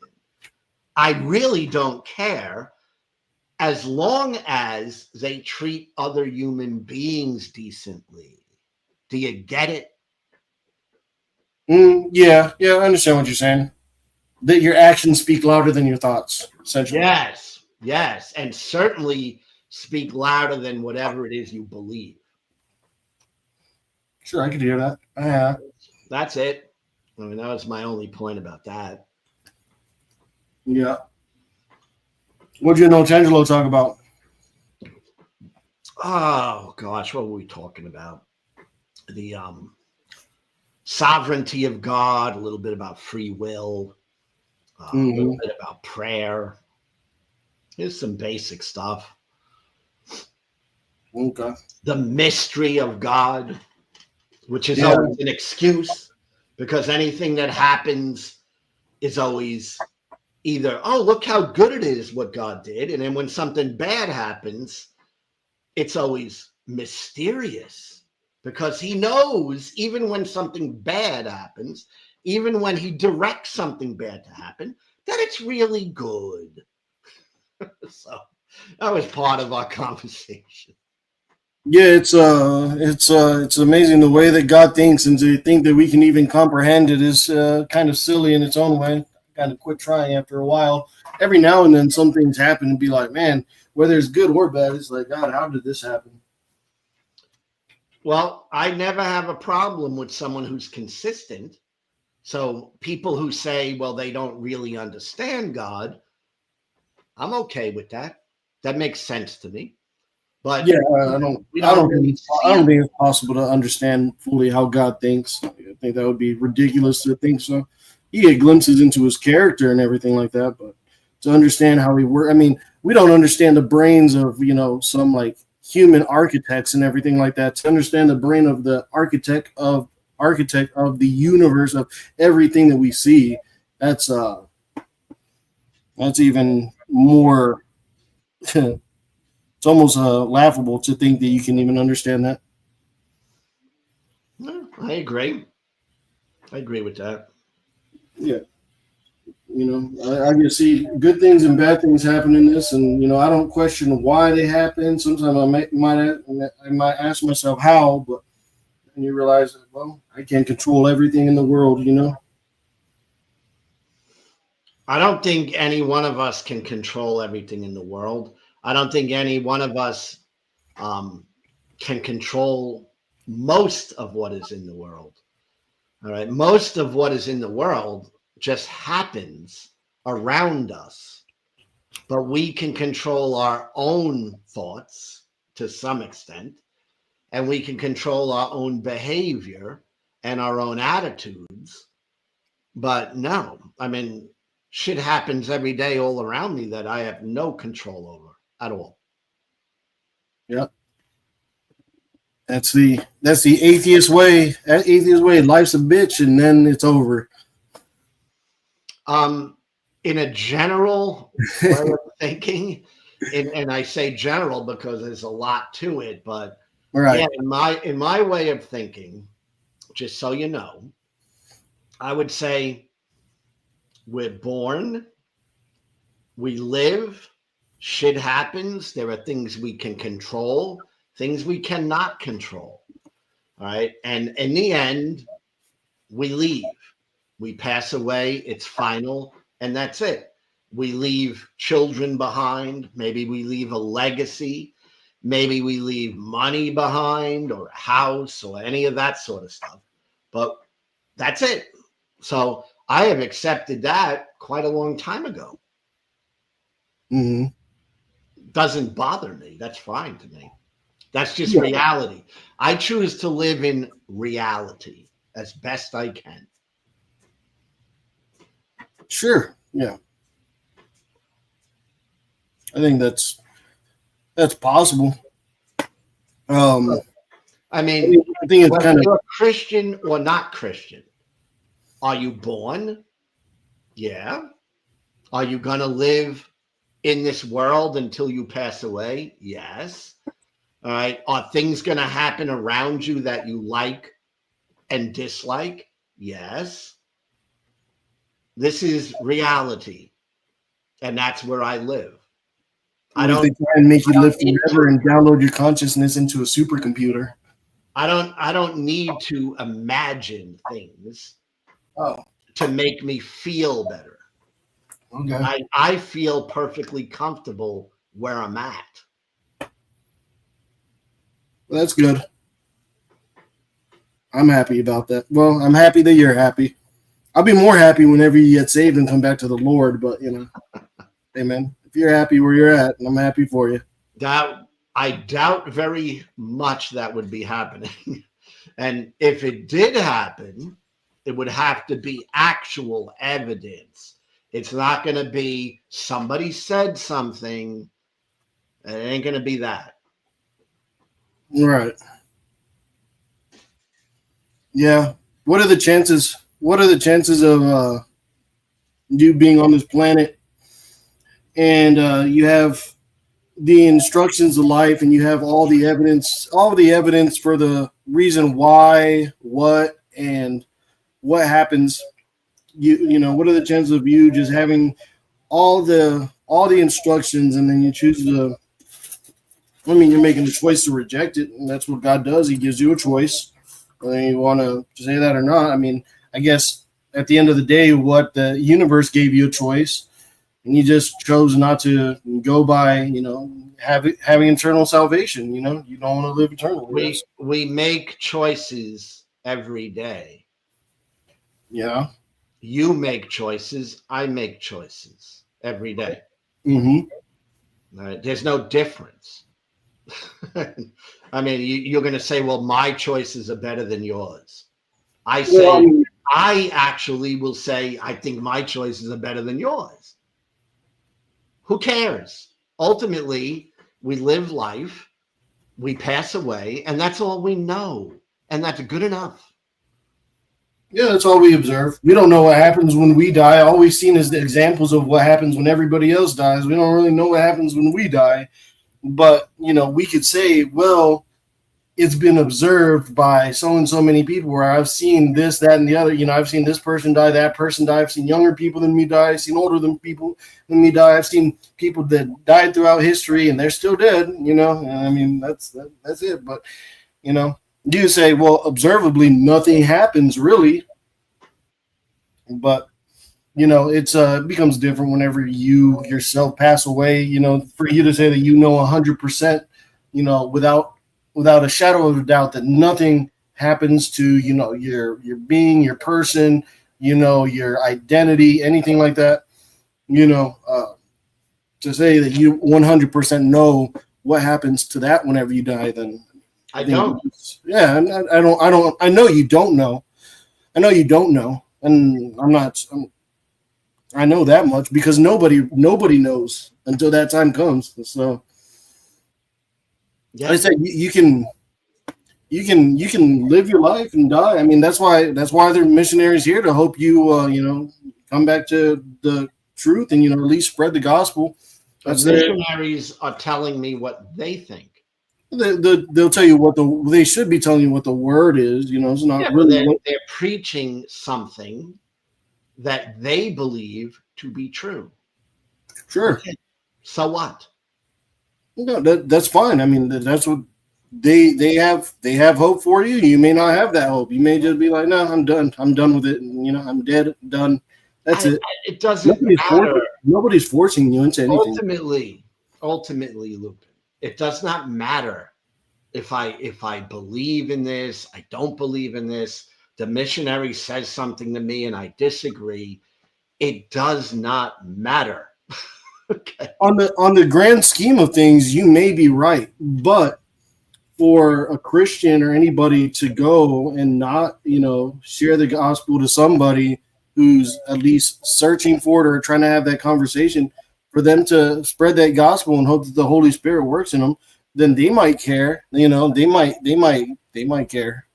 Well, I'm sure, and there are people who care. I could have had that chance to spread the gospel to that person. I didn't do it, and he was begging for it, and I didn't do it.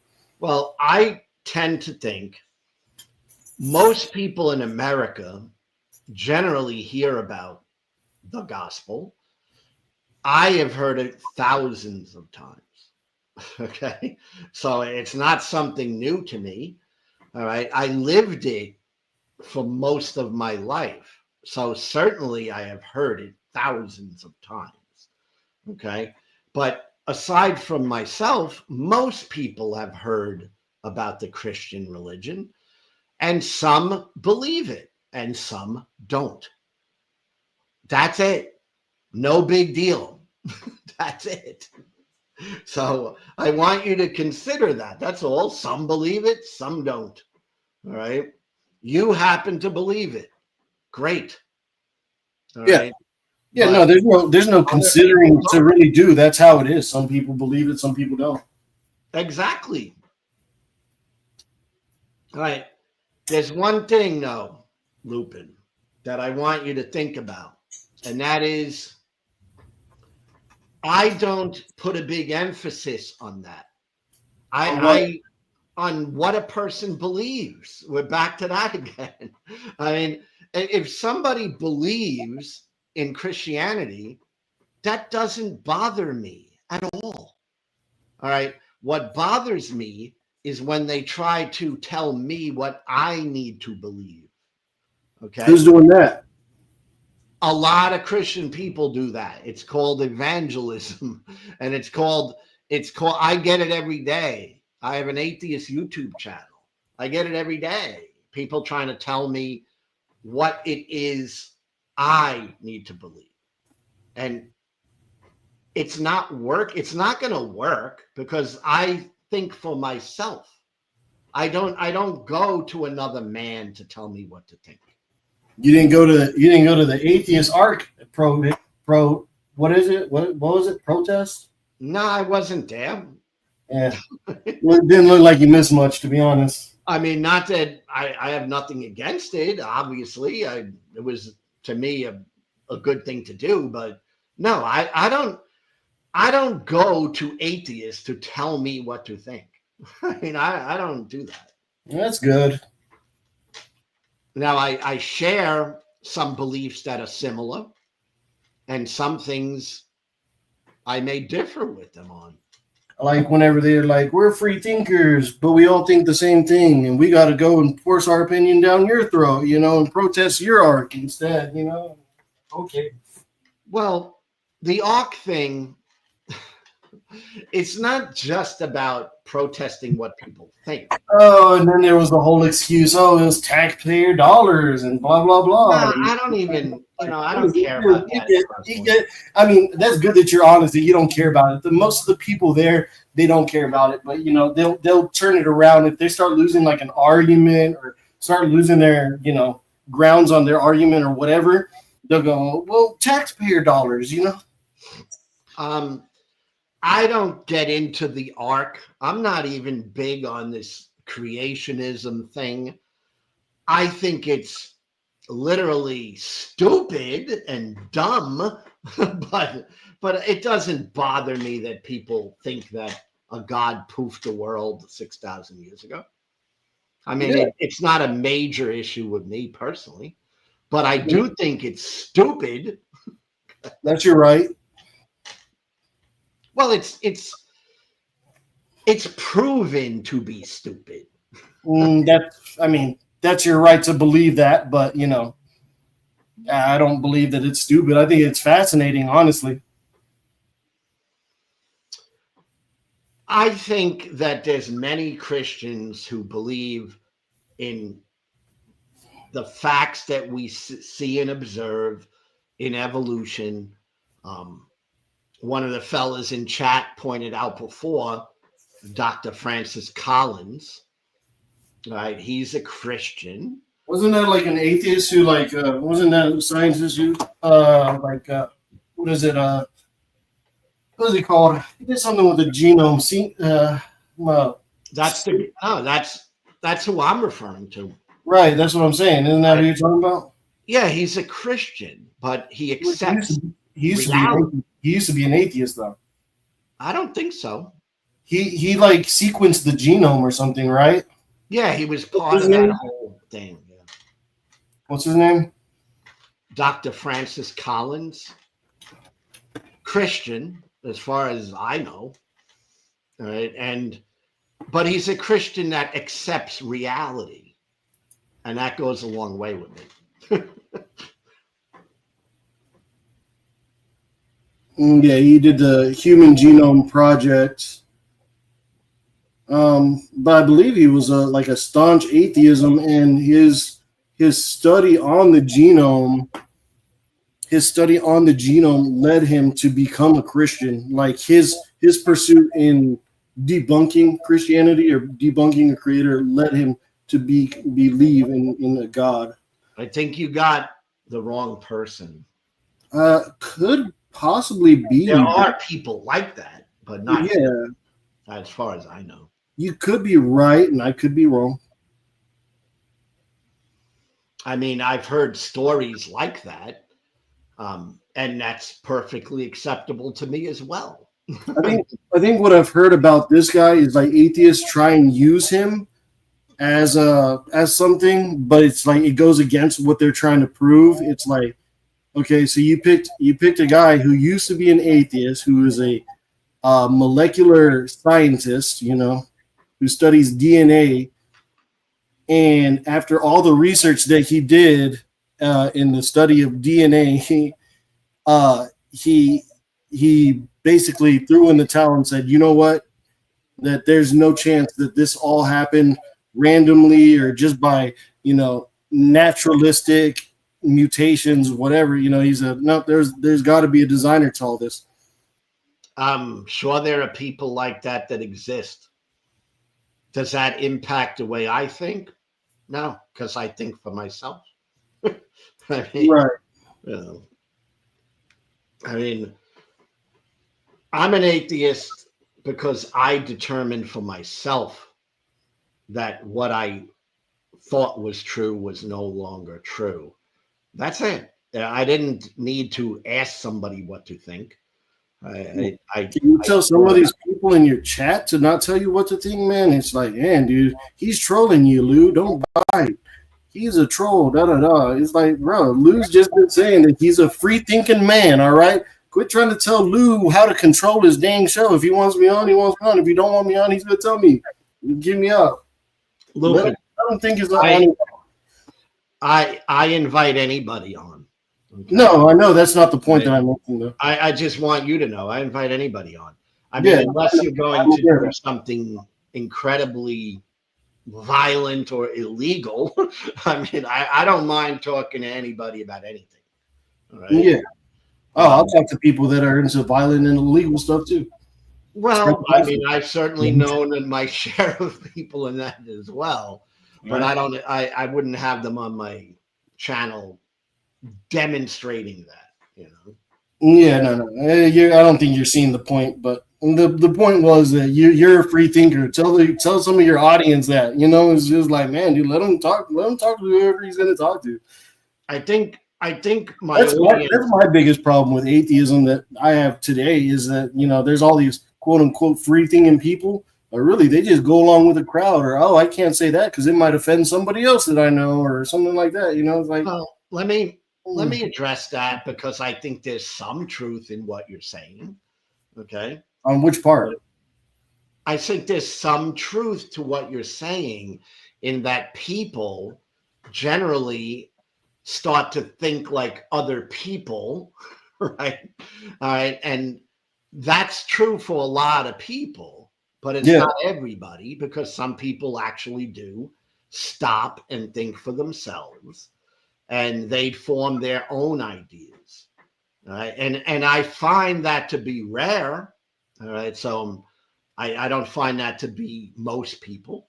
Most people tend to follow leaders and stuff like that. All right. sure. But Yeah, there's some sort of collective thing that happens in all kinds of groups. I find it with atheists. A lot of them happen to be with atheists. Because God forbid you talk to Christians or talk to somebody with a different theology than you, because otherwise that person's just a troll. He's a hater. He doesn't want to talk to with you. You know, have a genuine conversation. It's like, man, bro, let the like. Oh, you see it at protests a lot too. Like you, whenever like you'll see like I don't know if you ever watch like right wingers go to like leftist protests or whatever like that.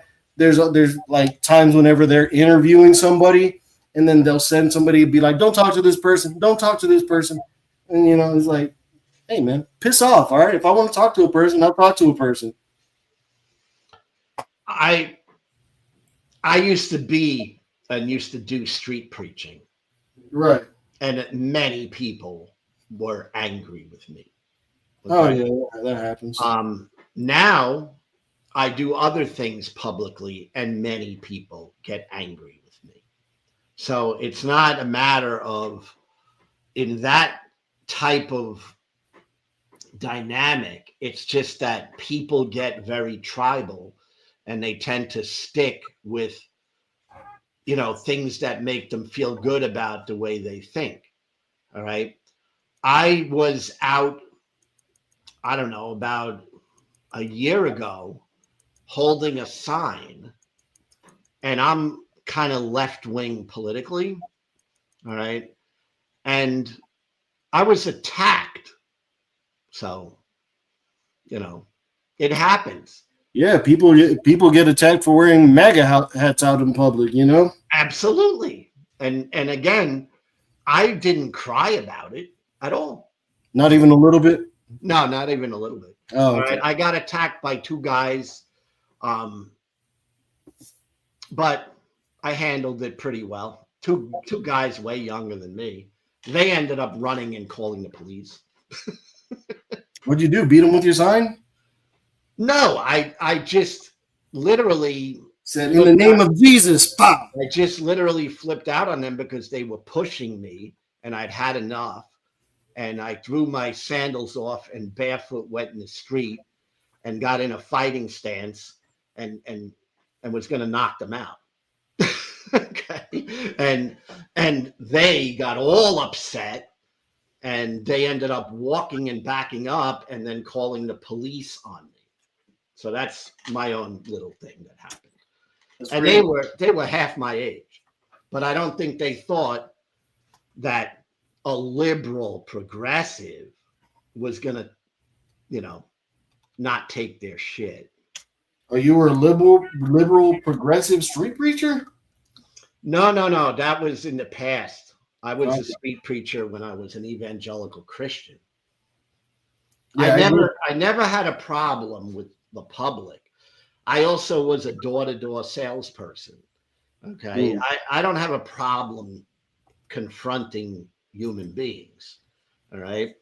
Um, it's just not the way I grew up. Yeah. The way I grew up was, you had a difference with a man, you could fight it out if you wanted to, and you could still fight it out using hands, not killing each other with guns. Well, at that point, you kind of lost your whole purpose, if it gets to that point. But yeah, it happens though. But I don't know. I mean, when I grew up, religion wasn't a primary factor. I mean, I had friends who were different religions than I was. It wasn't, like as much as it is today, very, very, very, my team is better than your team. It really wasn't like that when I grew up. in my neighborhood. You know, ever since I've grown up, it's been my team is better than your team. yeah, that's what I see today. But I Yeah, don't really think that's a good thing. yeah. I think I made a stream not too long ago. I can't remember. I think it might have been a short stream or whatever. It was just kind of describing the atheist point of view, like now from like the '80s. But I wasn't alive during the '80s, so it was like I couldn't tell you what it was like during the '70s and '80s to have a theological debate. From what I hear, people said, "Oh, it was a lot more fruitful." There's a lot more about it. But now it's just become so militarized. And that's all I've seen is just militarized atheism and even militarized Christianity, if you want me to be completely honest with you. Well, I mean, who's militarized atheists? Just so I understand, because A lot of the atheists are extremely like militant, angry. It's no longer having a theological discussion. It is my team's better than your team. Team humanism. Whatever. And it's not about having a dialogue anymore. It's about being better than that other person, or making small points and being honestly they're just kind of nasty people. I find most of them to be nasty, dishonest people. Most of the atheists I've had a conversation with, there's an exception to the few, but the YouTube atheist scene and everything like that, people that do debates and all that, I find them to be generally nasty people for the most part. Very hypocritical too. They'll say some nasty things, and then whenever you call them out on it, they'll be like, "Oh, or if God forbid, a Christian loses his temper and says something nasty back to you. Oh, look at that Christian. Oh, how could he say such a bad thing? Yeah, Christian is still a human at the end of the day." Well, I'm not saying it's right, and you might be aware that atheism in and of itself, you can be an atheist that's a killer. You can be an atheist that's wonderful person. You can be an atheist that's militant. You can be an atheist that's not militant, because the atheism is just a lack of belief in a God. All right. Now, that's just reality. They're a nice atheist. There's not nice atheists. Well, for sure.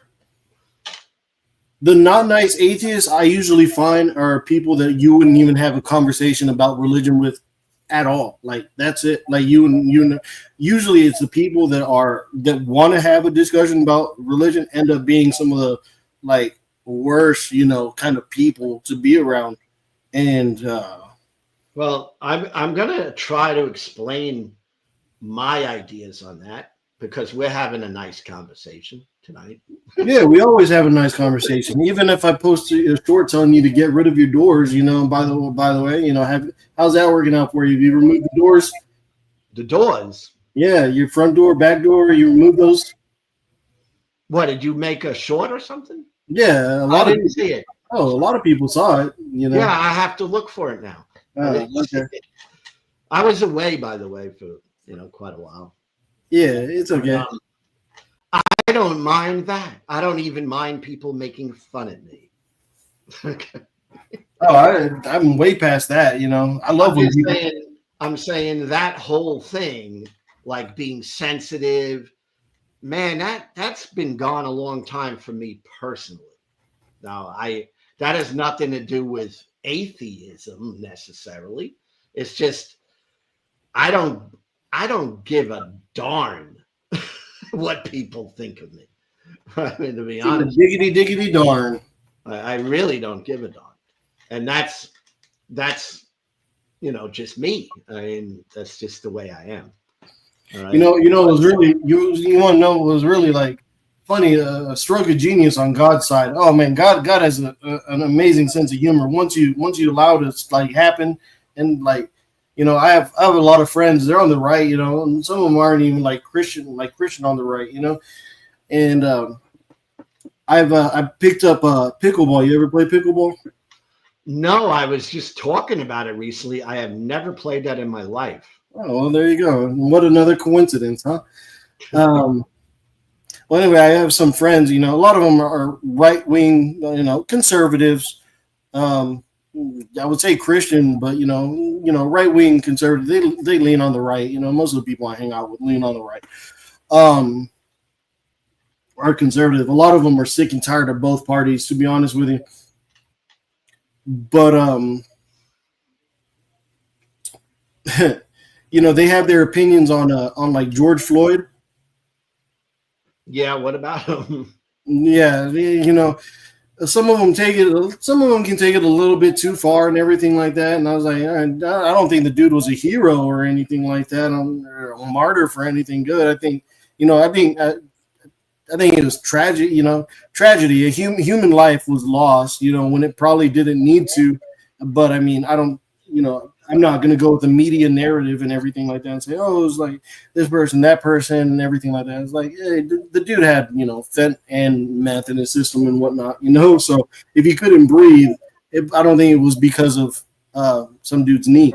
But anyway, so I have a lot of friends with a lot stronger opinions on that than I do. But I was playing pickleball and I met somebody at the tennis court, and ironically, they're like friends with a cousin of George Floyd. It was like, ew. And he's like, you aware of George Floyd? I'm like, oh yeah, I'm aware of it. It was like, all right, that's strange. I don't really. I think my opinion on George Floyd is that it was a tragic thing that happened. Yeah, I think that the people who did that did get convicted and are in prison. So I think they got a punishment for doing what they did. right. But that's about all I think about that. Yeah, it was a mess up. It was a mess up. Like I said, some of my friends, they owed a lot more devious outlooks on that, And like I said, I mean, I don't think he's a hero and whatnot. Nothing to be painting murals about, and not like a pillar of society. But at the end of the day, it is a life lost, and whatnot. So you want to be considerate about that. But ironically, I have a lot of friends who have a lot of strong opinions on that. And then ironically, the one person that I meet over here is like, yeah, that's my friend's cousin. And it's like, much about him? I'm like, oh gosh, yeah, I've heard about it. Believe it or not, Lupin, I'm not that political. Oh, okay. Right? I'm pretty political. I have political opinions, and I'm feel free to voice them, but I don't spend all that much time on Democrats, Republicans, that sort of stuff. But I have political opinions, and I'm left. I know you do. I'm left of center, that's for sure. You're very far left, yeah. Yeah, I would say I'm far left in what people categorize people as. Yeah. But I still think for myself, and I'm not far left on everything. There are certain things that I would say, no, I see it differently. But on the basics, I'm pretty far left. I know you are. And that's okay. I mean, I can have a decent. Like I said, there's an exception to the rules when it comes to like militant atheists. I never found you to become a militant atheist or whatever, or never considered you to be that way. Honestly, I think we have generally good conversation. I don't know what your chat's talking about. Like, oh well, I mean, they could have their opinions on me, whatever. I'm a disgusting person, all that, and everything. It's whatever. Everyone has their own opinion. I truly believe people can disagree and still be civil. I really believe that. Oh, I mean, that's the only hope we have, right? Other than Jesus Christ. And I practice that every day. So yeah. I mean, amen. There should be more people should take a page out of your notebook. Well, most of the people I interact with are on the right and Christian. So I wouldn't get along with anybody if I was just like completely, not able to have a disagree and, because I'm not going to say I'm anything but what I am, but I don't hold it against people if they think something different than me. So. Right. Yeah. You're a better man. You're a better man than me. I would be lying if I would say, nah, I disagree. Or I don't feel, or I feel the same way. I would be lying if I said I feel the same way. Sometimes I'm like, we need to deport you liberals more than we need to deport the illegals. At least the illegals be providing stuff. You liberals just be providing headaches. Get rid of you guys first. Well, the thing We'll with deport you to whatever island will take you. this immigration thing, I totally see it differently than you do, apparently. I mean, Way different. yeah. I mean, I don't see what you see. I mean, I don't see like immigrants as being harmful to me, hurting me, um, any of that. Taking your jobs, taking your benefits. No. Benefits that could go to like U.S. citizens, veterans. I don't see it. No, I mean, speaking for myself, I've never had an immigrant take a job from me. I've never had an immigrant steal from me. I know most immigrants to be pretty decent people. Yeah, Now I totally understand that there are bad immigrants. for sure. It's bad in everything. All right. Wait, There's what's many that? bad American citizens. Oh yeah. So it's not a matter of me being naive to think every immigrant is good. But my general experience with immigrants is they've been pretty decent people to me. Well, I mean, I was at the USA versus Mexico soccer game for the Gold Cup recently. Let me tell you what, man. Those Mexicans, they were not hiding. They were not hiding. If they were illegal or not, they were not hiding out there, and we were highly outnumbered. The U.S. people were highly outnumbered in that situation, and that stadium was packed. Okay, now if you've been following sports a long time, that I wish Captain one real quick. I don't want to cut you off. You said something about sports. But hold on. I'm the third nicest atheist on YouTube. Wish you were a little bit nicer and straightforward. Be straightforward and more straightforward. We appreciate straightforwardness. Lupin, if you've been following sports is always pretty tribal. You can go to a football. Oh, it's pagan as hell. It's pagan as hell. I don't. Americans fighting other Americans about I'm not a big fan of sports. Right? So it's not. That's just common. Now, I will ask you a question because this is one thing I've noticed. All right. Mm-hmm. Since this immigration, capturing people on the streets and, running through farms with tear gas. And I mean, come on. It was a weed farm. Yeah, I love weed. Yeah, I know, but still, for weed farms, you have to be at least, I think, 18 or at least 21 to be working there. So, well, they were mostly adults. I heard there was a big group of minors, though. I heard there was some minors there, but 13. The workers were adults. Okay, that's fine. Well, California is its own total mess of things. California has its own huge mess. Since that's been going on, they're giving out money to people who are afraid to quote unquote go to work in California. You just hear rhetoric, my friend. No, I mean that's literally what. All right, I live in California. What her name Karen Bass is doing? She's giving out $1,000. I'm not sure what the amount is, but they're giving out these cards for people who are quote unquote afraid to go to work because of these ICE raids. I really think, and if there's anything I was able to get you to think about, is that you really tend to believe shit that people tell you in the environment that you roll in. All right. I lived in California. I lived in Los Angeles. All right. I didn't see what you're talking about. All right, I didn't see. When was the last time? Well, it's been a while. I haven't lived in Los Angeles in probably 14 years, maybe. Well, I mean, you and I both know that we would be referring to stuff that literally would have been happening within the last year. Well, I Because know immigration, the rules of the immigration stuff has always been on the books. We just haven't had a president to strongly enforce it, even though Obama did deport more people than Trump has so far. But Obama's here's the thing. And I mean, you're gonna see this because it's human nature again. All right. You got, since there's been all of this going on with people being tear gassed and their mother and father and uncle being torn away from them. don't And go to a riot. they're being put in cages. That is true. All right.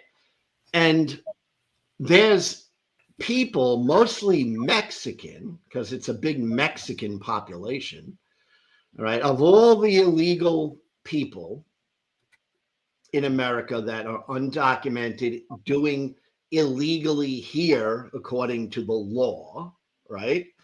Of all those millions, and there's 14 to 20 million people of that category, right? They have relatives in Mexico. All right. So they're telling their families in Mexico what's going on. So now what you see is Mexican people, when the people come over to Mexico from America, they're being told, get the hell out of my country. We don't want you here because it's tribal. All right. And they go with their Well, it's like, it's like other countries have laws too, right? Well, yes, but it's not. These are people. We're not talking about laws. Yeah, okay. People screw up. Yeah, and people Don't come to this country illegally. You shouldn't go to any country illegally. The U.S. is pretty lax whenever it comes to you coming here illegally. Right. Other countries are not. Let me see address one thing about this legality stuff. Okay? Go ahead. Legal is being deported. Right? Not everyone, but plenty of legal people are being deported. Can you name off 5? I don't know the individuals. I Can just you know. name off? Can you bring up 10 cases out of the thousands and thousands and thousands of cases? Can you bring up 10? Lupin, I'll demonstrate what I'm saying by you answering a couple of questions. All right. Okay. When you're in the United States and you're not fully a legal citizen yet, okay, but you are here. You're on a temporary visa. Yeah. Okay. All right. Sure. This is what I'm speaking about. You're here either on a visa of a variety of different sorts. Temporary visa, work visa. Okay. All different types. It's not one type. Well, we got to narrow it down eventually, because if I give you an answer, then you're going to be like, well, what about this type? No. I'm giving you the truth, because there are different types of visas. I'm not making that up. There are student visas. There's work visas. There's holiday visas. There's visitor type visas. There's visas for all different reasons. Okay. And when people are here on a visa, they might get a green card, which is a big deal, right? Because once they get the green card, they're allowed to stay here, even though they're not a citizen, but they are allowed to stay here. So they're legal. And when this regime came into place, they are going after those people. So they're not all illegal. All right. There are some that are completely illegal. All right. But a lot of them are here attempting to get legal. And then they're being captured even at their hearings. They're going to their hearing to become a legal citizen, and they're being captured there. All right. So, understand at least reality. This is what is going on. It's not. The reality is, you shouldn't be on the land that you're not supposed to be on illegally. You shouldn't be overstaying your visa. They're not all overstaying their visa. You shouldn't be here illegally. Yes, and you shouldn't smoke pot. illegally. Well, it depends on what city you're in. Apparently, You shouldn't look. You may be a legalist. I'm not. I'm not illegal. Who? You're saying they did something illegal. Yeah, they illegally cross the border, or they overstayed their visa. Which, okay, at the end of the day, well, overstaying your visa is not technically illegal. It's not. No, it could be illegal, but it's It not a should big be. deal. It doesn't affect me. It's not a big deal. But it does. It doesn't. But your audience, why can't they make a better life in their own country? Lupin, your family, you told me that your family came from another country. Yeah, my parents, my family will tell you, hey, yeah, we came to this country to escape communism. Yeah, we And came what? here. To make a better life. No, because their life was threatened. Okay, and many of these people, their lives have been threatened as well. Not whenever you ask them. Whenever you ask them, they're like, "Oh, well, there's more opportunities in the United States." All right. Like, okay, well, that's not a reason to come illegally to the United States. I'm sorry. When you get down to the bottom line of this, there are people who dared to come here, and they dared to try to make a better life for themselves, and they became illegal. All right, I'm giving you that word. I'm not fighting the word. Because it's a word. Because it's a legal term that is used to describe these people. So I'm saying they became illegal. So what? All right. I guarantee you have done something illegal. Now you could say, "Oh no, I plead the fifth. I never done any. I don't know. I plead the fifth." I know. I remember from last time. Mm-hmm. And you know what they say when you plead the fifth? You probably have done something. Legally, I don't believe that holds water. When you plead the fifth, you don't want to say something because it's incriminating to yourself. Or it could be that the U.S. is the most litigious, country there is. All right. And that you don't want to say something that incriminates you, even though it shouldn't incriminate you, it's going to incriminate you. Listen. The things that you say will be used against you in a court of law. Not might be, but will be used against you in a court of law. At that point, it's like, okay, well, I'd rather not say anything. Because you have something to hide. Not necessarily, no. It's because you could get sued out the wazoo for something that ain't even your fault. It's not even your fault. And you still get sued out the wazoo. If you did nothing wrong and you answer a question, all right, you're not going to lose on that. It's only when... You'd be surprised. Well, all right. When people come to the United States, many of these people are coming here to try to make a better life for themselves. It's not a legal reason to cross the border illegally. I just got done saying the reason they crossed the border was to make a better life for themselves. Right. I understand. Right? Not a legal reason. So therefore, they can be considered illegal. All right.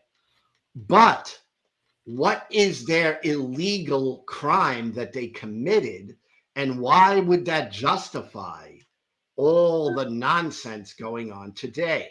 Overstaying their visa, not being a citizen, not paying proper taxes, not being registered, not being a registered United, again, it gets into this weird legal territory like murky water. If I go to Mexico and I stay there illegally, I'm going to Mexico. I have a passport though. I went through the legal processes to go and get a passport where I could stay there temporarily for a vacation, come back to the U.S. But if I go over there and if I stay there and if I overstay my visit, I run the chance of being deported. Oh, by the way, I put up the screen. By the way, it's been a conversation past, but I put up this screen for you guys that said that they're not giving money out to these people who are quote unquote afraid to go to work. But yeah, it says a couple some hundred. If you're afraid to go to work, we'll slide you a couple some hundred. If you're afraid to go to work, due to these ICE raids and whatnot. But I'm aware. I'm aware if I go to another country that I could be kicked out if I'm there illegally. Okay, if you went to another country, A's philosophy was in the back room, by the way. I'm not sure. if you went to another country, all right, and you did something illegal, yeah. right, Mm-hmm. and they decided to take you without due process and stuff you in a cage, They do that. right? So would you consider that Every country has due process. Would that be a good country to go to? For a vacation, yeah. I mean, if I want to go to a vacation in Madagascar, sure, but I don't want to commit a crime there and be thrown into a Madagascar in prison. Have you seen those? It looks insane.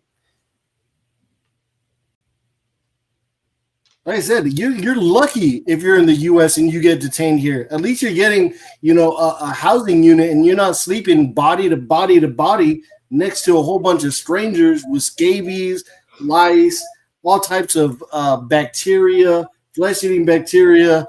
I mean, you get some kind of rights over here. In some of these other countries, beautiful countries, like when it comes to the scenery, nature, all of that, it's nice. When it comes to human rights and you committing the crime, forget about it. Like you were less than dirt. And what's going on now in America is we are taking human rights to the extreme in that we're taking away people's human rights. Not every country even has human rights. You seem to want us to be like those countries.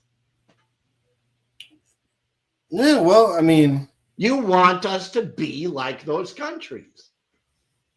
You look at the attitude. You came here illegally. We're going to punish you. We're going to make sure that you are miserable, and we're going to capture you, put you in a cage, and send you somewhere, maybe not even the country you came from. That's what you're supporting.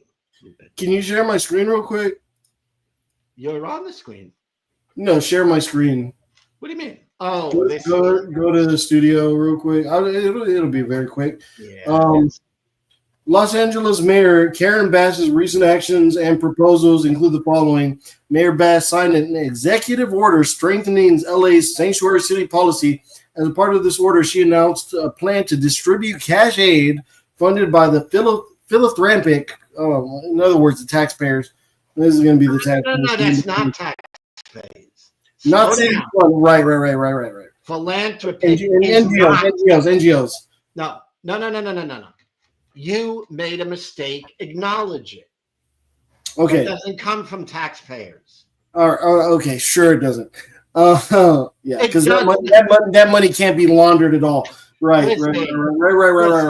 If you're gonna say something and you're reading something, right, and it says philanthropic, you gotta read in between the lines. You have to read in between the lines. No, that's not. That literally means not coming from tax. You got to read in between the lines, okay? Yeah, right. Because that money, your taxpayer money will go definitely to exactly where you think it's going 100% of the time, and it definitely cannot be money laundered or washed in any sense of the way or put into any kind of.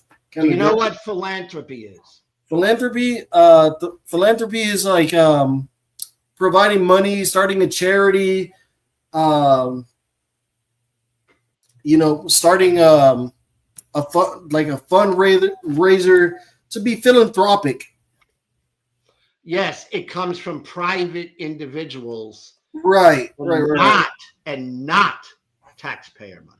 Right. Yeah. So don't say it's taxpayer money. Because taxpayer money can definitely not be. Taxpayer money can definitely not be, money laundered or, washed in anything like USAID or anything like that, forget about that, but anyway, to those reportedly too afraid to leave their homes or go to work due to fears of detention, the cash card containing, and this is just a quote unquote, a couple $100. Where's my couple $100 in being a U.S. citizen? Can I not be afforded a couple $100? You're taking the entire thing that you're reading completely as a brainwashed person, because what you're reading there is telling you that people, real people, didn't use taxpayer money, and they offered to help out these people. And they did it by giving them a couple of $100. And you're complaining, well, where's my money? All right. All right. Lupin, if I sent you a couple of $100, would it make you happy? Yeah. You want me to send you my PayPal, Cash App, Zelle, Venmo? What works for you? Can you make sure at least then I will have the peace of mind knowing that your money went to where you spend it, and you will have the peace of mind knowing your money went where you spend it. And now, how would you like to pay? Cash App, Venmo, Zelle, PayPal? Guess what you would be doing? You'd be taking a handout. Yeah. Why would you not be? But you're better than those people who get a couple of $100 from someone who wanted to give them the money. That's all you're talking about. That's it. Why can't I get a couple $100? Why do these people get $100? For what? Doesn't matter. It doesn't matter. What do you mean it doesn't matter? Private people. All right. It didn't come from you. All right. You shouldn't be concerned that somebody gave them money. You know what? Maybe I'll do some research and see what I'm sorry, because it definitely won't be a government organization that will be funding people. It will definitely be a private organization. Definitely not funneling money from taxpayers into a private organization back into the taxes. Because our government would never do anything like that, right? Our government would never lie and do malicious things like that, right? Like under the present regime, they lie every day. Oh, this present regime that has to go and pass a bill through Congress, has to go through all the steps. This regime that was duly elected, this regime that shares no, commonality with anything that you would consider an actual regime. Oh, we just want to call it a regime because it sounds good. No, it fits the description of the word. What is a regime? Look it up. No, you tell me. Well, I gotta go to the exact word. Give me your best guess. Come on. It's an authoritarian-run government. That's what it is. Now, I'm not looking it up, but that's what it is. A government, especially authoritarian one. Gee, I got that right. I didn't look it up. Right. Are you lying to me? No, I didn't look it up. I looked away from the computer for a minute. Are you lying to me? No, man? you are the one who goes to the computer. I'm talking off. I do. I definitely go to the computer. Yeah, I'm talking off the cuff. Okay. But I did get that right. That's what it means. It landed a little too on the nose for me to something doesn't smell right. Let me tell you something, Lupin. I have a high school education, but I'm pretty damn good with words. I've always been a great writer, all right? And that's something that I'm pretty good with, the English language. Now, I'm not perfect, but I'm pretty good with the English language. So how is this a regime? Huh?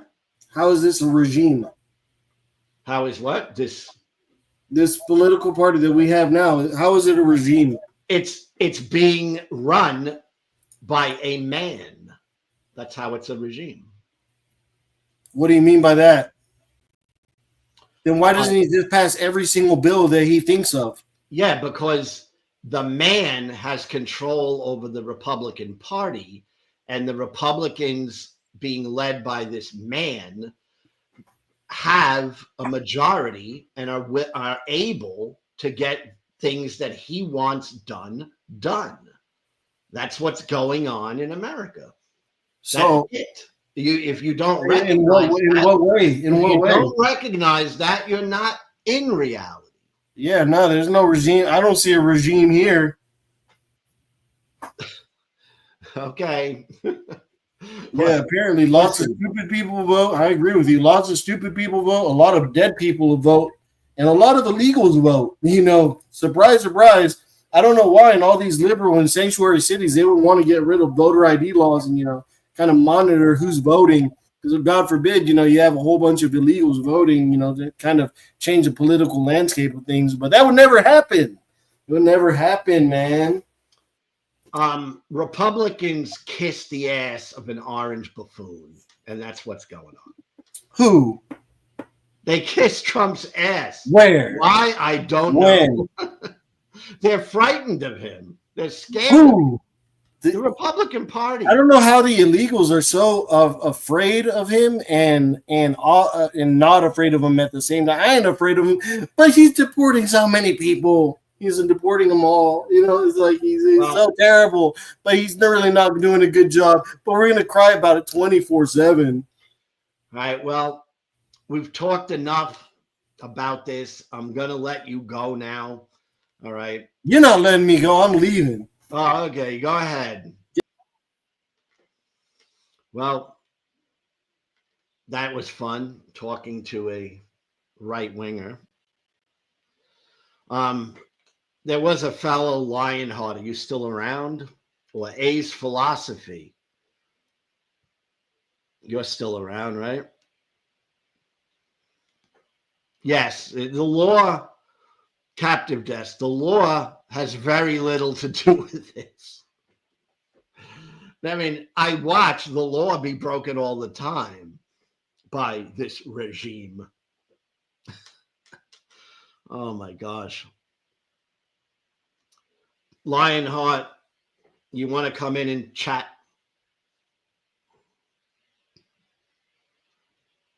Here's a link.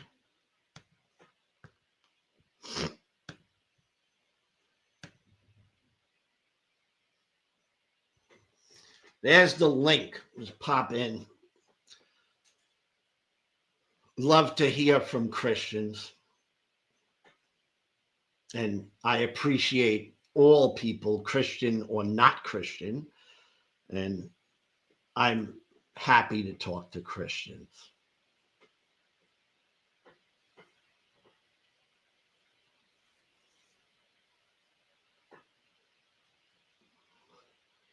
There's a new one, Trumping the Ace. You're not the same person, are you? Or a different name? Hold on. Hey, Trumping the Ace, are you the same person?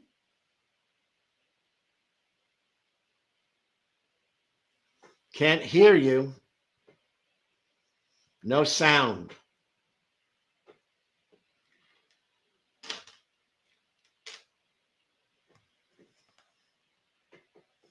I literally can't hear you. Hold on.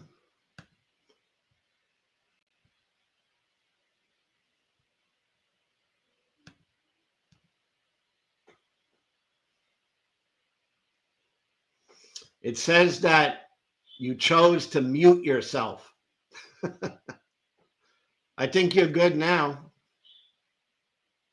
Nope, I still don't hear you.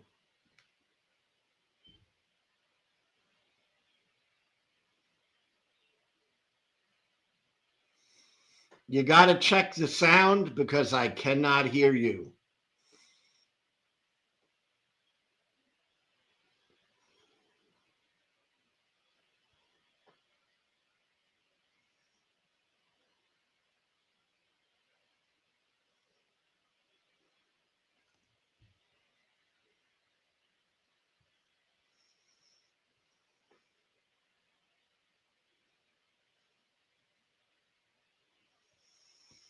All right, I'm going to bring in A's. I hope you're ready, A's.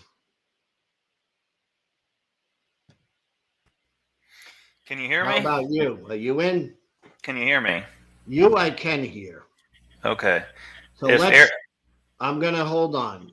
Okay. Trumping the Ace. I see you, but I'm going to wait and have a little conversation with A's, and then we'll try again. Hopefully the sound comes in. So how are you, A's? I know I've talked to you before. Yeah, and before we get started, if it seems like Lionheart has fixed his audio, you can bring him in and for a little test run, and I can do whatever. You want to hang out? Let me talk to him a minute. I never talked to him before. Yeah, I can hang around. It's just I mean, when you're doing this, it's impossible to pay attention to everybody. I understand. I understand. That's why I'm not complaining. Yeah, it's your channel, so you do what you want. All right, I'm gonna bring him in for a minute. Okay. Yeah, let's see. Put you on the side and just Yep. talk to him for a minute. Okay, that All works. right, hold on. Are you there now?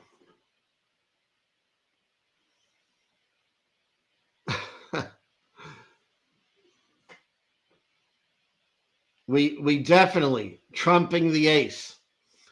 I definitely just cannot hear you. So it has to be on your end because I have your mic unmuted and I just cannot hear you.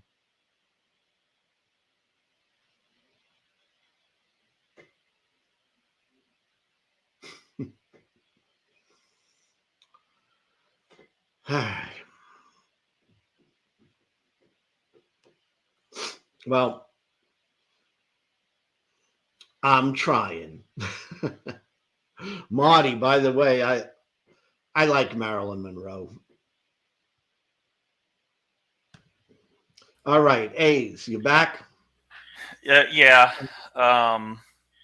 It's kind of weird because I've actually talked to Lionheart before, and usually he has good audio. So maybe he has a new setup or something and hasn't figured it out yet.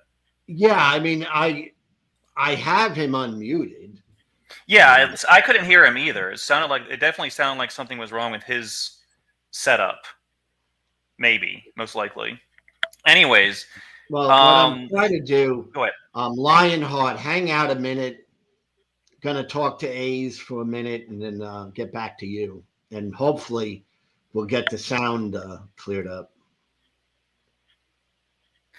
I actually, yeah, he says in the private chat, I'm seem to be having audio problems. I'm sorry. So, I actually, if you wanted to, I'm not sure you'll be interested in this, but I do want to continue the political discussion.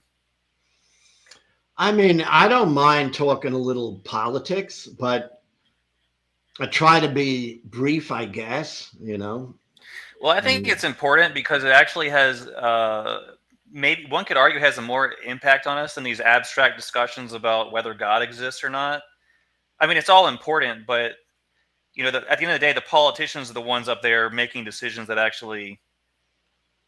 I mean, I guess God does too, but I'm not trying to say because I am a theist. But as far as you know, everyone can agree the politicians are doing things, and we can argue about whether they're good or bad. So yeah. The thing about it is there's another thing you said it when you're discussing with Lupe. The thing is that you know Trump, he was elected, and he's doing the things he was elected to do. Mm-hmm. So you can't really. I recognize that. Yeah, so you can't really argue he's being authoritarian when that's the case because I can't think of any.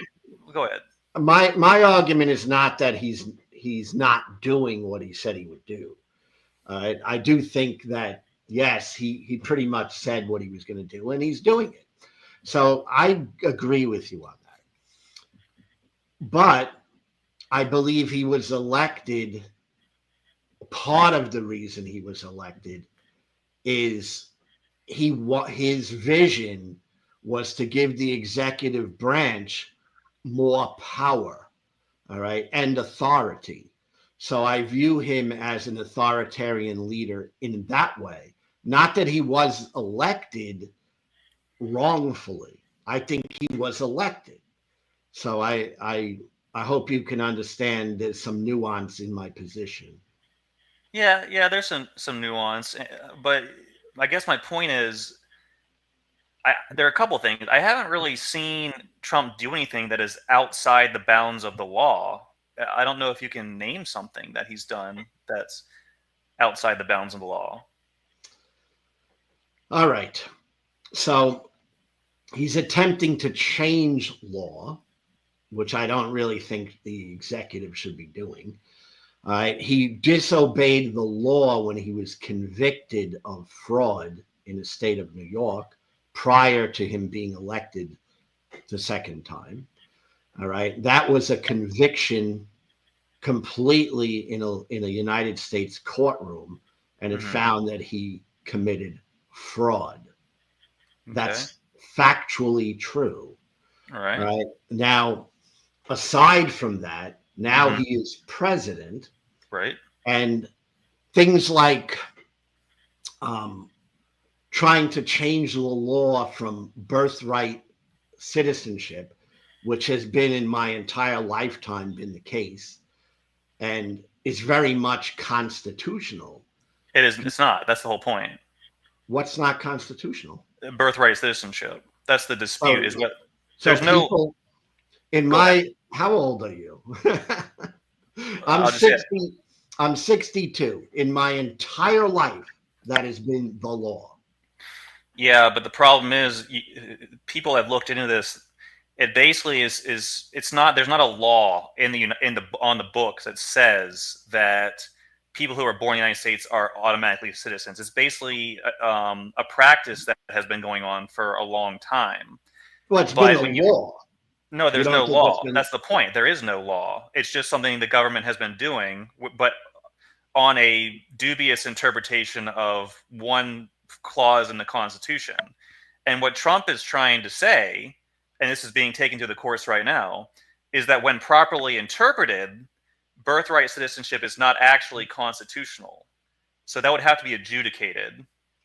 Oh yeah, and he's got the Supreme Court in his pocket, so I wouldn't be surprised if they go along with him. I mean, Well, we don't know that's yet. just And if they well, did, it's just the so reality of the world we live in. And so can you point to the can you point to where in the Constitution it says anyone born in the United States is a citizen? I can't, but Okay, yeah. I what I'm telling you that I do know is that for my entire life, it has always been that way. All right. It is totally different in what he is proposing. Yeah, Okay. well, And I totally disagree with it. It's a very dumb thing to do. So really, that's the United States is one of only like two countries on Earth that does that. so what? And It's a good thing. why is it a good thing that anyone born here gets citizenship? Okay.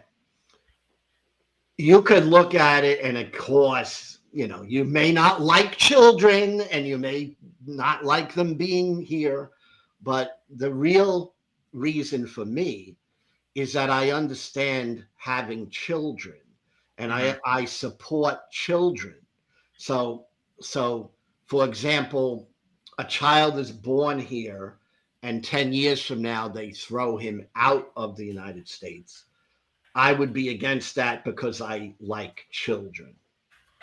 That's pretty much it. Yeah, but you can see how America's adversaries could exploit that, and people could not necessarily adversaries, but just people coming into the country because the citizens have entitlements to basically the welfare system. So people could come here. You've heard of birth tourism, right? They come here like Chinese, Mexican, whoever. They have a baby, and then they're entitled to taxpayer benefits. So people can exploit that system very easily. It doesn't bother me. Doesn't bother you, but as a taxpayer, I don't want people coming here as basically to rob us of my hard-earned. I am a taxpayer. I have a Yeah, job. so am I, and nobody's Okay, robbing me of anything. they are actually. They're No, coming they're in. not. Okay, well they're coming here for the explicit. But then this is proven. You can look it up. This is called birth tourism. People from all over the world travel to the United States when they're expecting. They give birth in the United States, and that child is basically entitled to the entire welfare system. And the parents can exploit that and take American taxpayer money and use it for their benefit. I'm not saying everyone does that and everyone thinks like that, but it's something that is a lot of people do. And it doesn't bother me. I don't care. Okay, well, it bothers me because that is That's basically great. like if I went to Canada and did that, I would be stealing from Canadians' money because they pay taxes. I don't think children steal anything. Well, it's not the children; it's the It's the parents. parents. Right. So you believe in punishing the children for the sins of the parents. Okay, apparently I'm wrong. I just looked it up. Apparently, depending on where you look, it looks like about 30 countries have birthright citizenship. So I did want to correct the record. But anyways, it's of all the countries out there, it's a small number. It doesn't matter to me what other countries do. All right. I, as a citizen of the United States, would like to see children get the benefit of being a citizen of this country when they are born here. That's just my feeling on it. Now, Okay. legally, it was that way. My entire lifetime, it was that way. And you Right? can't point to a basis in U.S. jurisprudence that proves that should be. See, someone posted in the chat. It's from the 14th Amendment. If you actually Yeah. read the 14th, so you can look at captive deaths posts. Yeah, I'm looking, and Okay, so I have not reviewed the 14th Amendment lately. okay, let us read it because it's posted in the chat. So I'll just read that. It says all persons born or naturalized in the United States and subject to the jurisdiction thereof are citizens of the United States and in the states wherein they reside. Okay, so that clause there, and subject to the jurisdiction thereof, the Trump administration is arguing that means that people who are not citizens and have a baby here are not subject to the jurisdiction of the United States, and thus their child is not automatically conferred birthright citizenship. So there is a legal argument there. Well, yeah, there's an argument. There's always an argument. All right. I'm not saying there's not an argument. I don't like the argument. Well, fair enough. And I have looked into this. The people who wrote the 14th Amendment made it very clear. Actually, I think they explicitly stated that they were not writing this so that anyone born on U.S. territory gets citizenship. So the original writers of that amendment made it clear that they didn't want this to happen, but the U.S. government did it anyways for no reason. So, anyways, aside from that, again, I feel, and I only speak for myself, okay, I want children to have birthright citizenship. Okay. And in my entire life, and I'm not a young man, I have known many children that fit into that category. And I don't want them thrown out of the United States. Okay, that's fine. But again, the question was, what has Trump done that's illegal? And there's no legal. He's not breaking any actual law. As far it depends on your interpretation. Yes. Interpretation is everything, right? So you do agree he broke the law of the state of New York, correct? Not as president. No, I didn't say as president. I know it. There was a little show trial, and he. Forget it. It's hard to talk when we're dealing in rhetoric. He was convicted in a court. All right, whether it was show, whether it was bad people who convicted him. All right, we live in a country that when you go to trial and you get a fair trial and you're convicted, that holds weight. So it's not good. It's not very nice to just say, oh, well, I mean, I could say that about anybody, right? I could say that about anybody. So what was Trump convicted of? What did he do wrong? He was convicted of fraud. He was convicted of lying.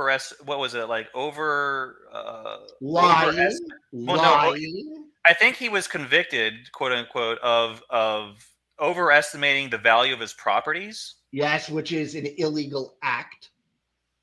And but he did pay all his taxes.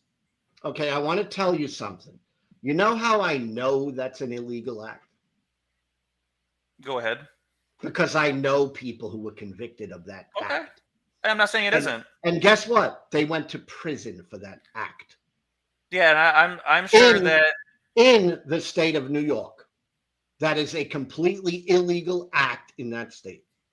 Yeah, and Letitia James, the prosecutor, ran her election on the promise that she would use the legal system to go after Donald Trump. So that's fascism to me. No, they all do that. Well, okay, fair enough. But there you had a bias. When someone is an attorney general, they prosecute people. Yeah, she targeted Donald Trump because she didn't like him. She actually said that during her election she was going to target Donald Trump. What? So that's not, huh? Doesn't matter. It doesn't matter. Okay, that's like exactly the kind of Nazi Gestapo tactics that you're complaining. He got a fair trial. All right. Did he? Yes, he did. Yes, totally. I watched it. So do you think? He was given every single right that any human being in our country gets. Do you think if they had done the trial in Oklahoma, do you think he would have gotten convicted, or Alabama? It's irrelevant. He was tried in the state of They New York. stacked the jury. Come on, bro. He was tried in the state that he committed the crimes. Yeah, a very liberal state. Whether or not another jury would have found him guilty is not the fact. The fact is he was found guilty at a fair trial in the state of New York. He is a convicted criminal. Okay. So I don't mind if you think, oh, it's okay to be a convicted criminal. That's fine. But let's deal in reality. He is a convicted criminal. So has Trump done anything good as president? In this term here? Yeah, in this term, since he's been elected this year.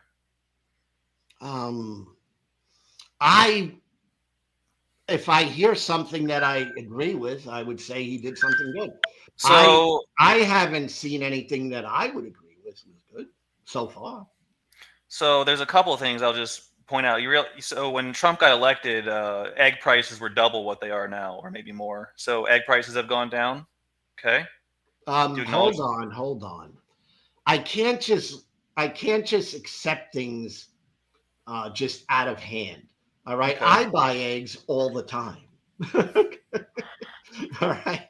Now, the egg prices that I'm paying in the local Publix is $5 for a dozen, and that's the cheap eggs. Okay. Now, you're saying they were far more than that? I'm reading it right now.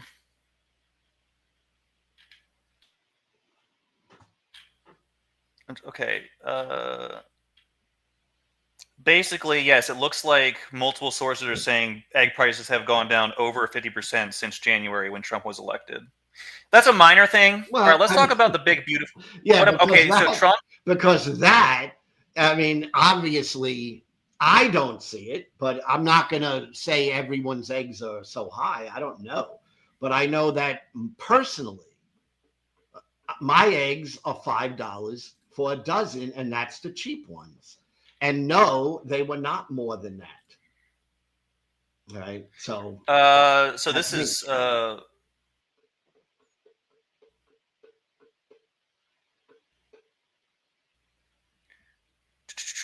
right. So I'm reading a CNN article. So yeah, even CNN is admitting that an article on May 13th by David Goldman. So is admitting that you believe what CNN. Well, they're reporting. Yeah, and you believe. Well, I'm just saying CNN doesn't like Trump. It doesn't matter. Well, I don't. I'm seeing, but the fact that Trump's adversaries are reporting this shows that it's probably true. No, it doesn't. What shows something is true is when the evidence is demonstrated. It's not that CNN said something. That doesn't. Well, that doesn't okay. mean All of the sources I'm looking at are saying that egg prices have dropped at least 50% since Trump took office. Now, if you want to dispute that, you're free to do so, but that's what I'm seeing. I'm disputing it from personal experience. Okay, fair enough. Everyone else. Do I know the price of eggs all over the country? No. Do I even give a darn? Not much, because I will pay the $5, and I eat eggs, and my girlfriend eats a lot of eggs. So I go to the store and get eggs all the time. Okay, so Trump just passed a bill. He eliminated taxes on overtime and tips and Social Security. Are those good things in your opinion? Definitely support the tips and the overtime. I'm for that. So why should people who've paid Social Security taxes have their Social Security taxed again, even though they're old people and they need the money? I'm on Social Security. Okay, so why should the government take more taxes? It's not, my Social Security isn't taxed. Well, actually, yes, it is. Social Security is taxed. It depends. Not anymore. It depends. It's not an exact thing. All right. Social Security is taxed for certain people at different income levels. Okay, so people have paid. Social Security is itself a tax. It's your money. Why should the government? Why should you have to pay the Social Security your entire life, and then when the government gives it back to you, they take a small cut of it? That's stealing. I'm not for that. I just told you. So that's a good thing in your opinion, right? Yeah. Okay, thank you. What about Trump brokering a major peace deal between Rwanda and Sudan? That had been at war for. I'm happy that worked out. Okay, so that's a good thing, right? Yeah. Okay, what about Trump basically establishing a peace accord between Israel and Iran with his strong actions? A peace accord between who? So between Israel and Iran. Yeah. Okay, so that's a good thing, right? No, I think he terribly handled that. Okay, well, you admit in the aftermath it seems to have worked out fine. It seems to have worked out perfectly.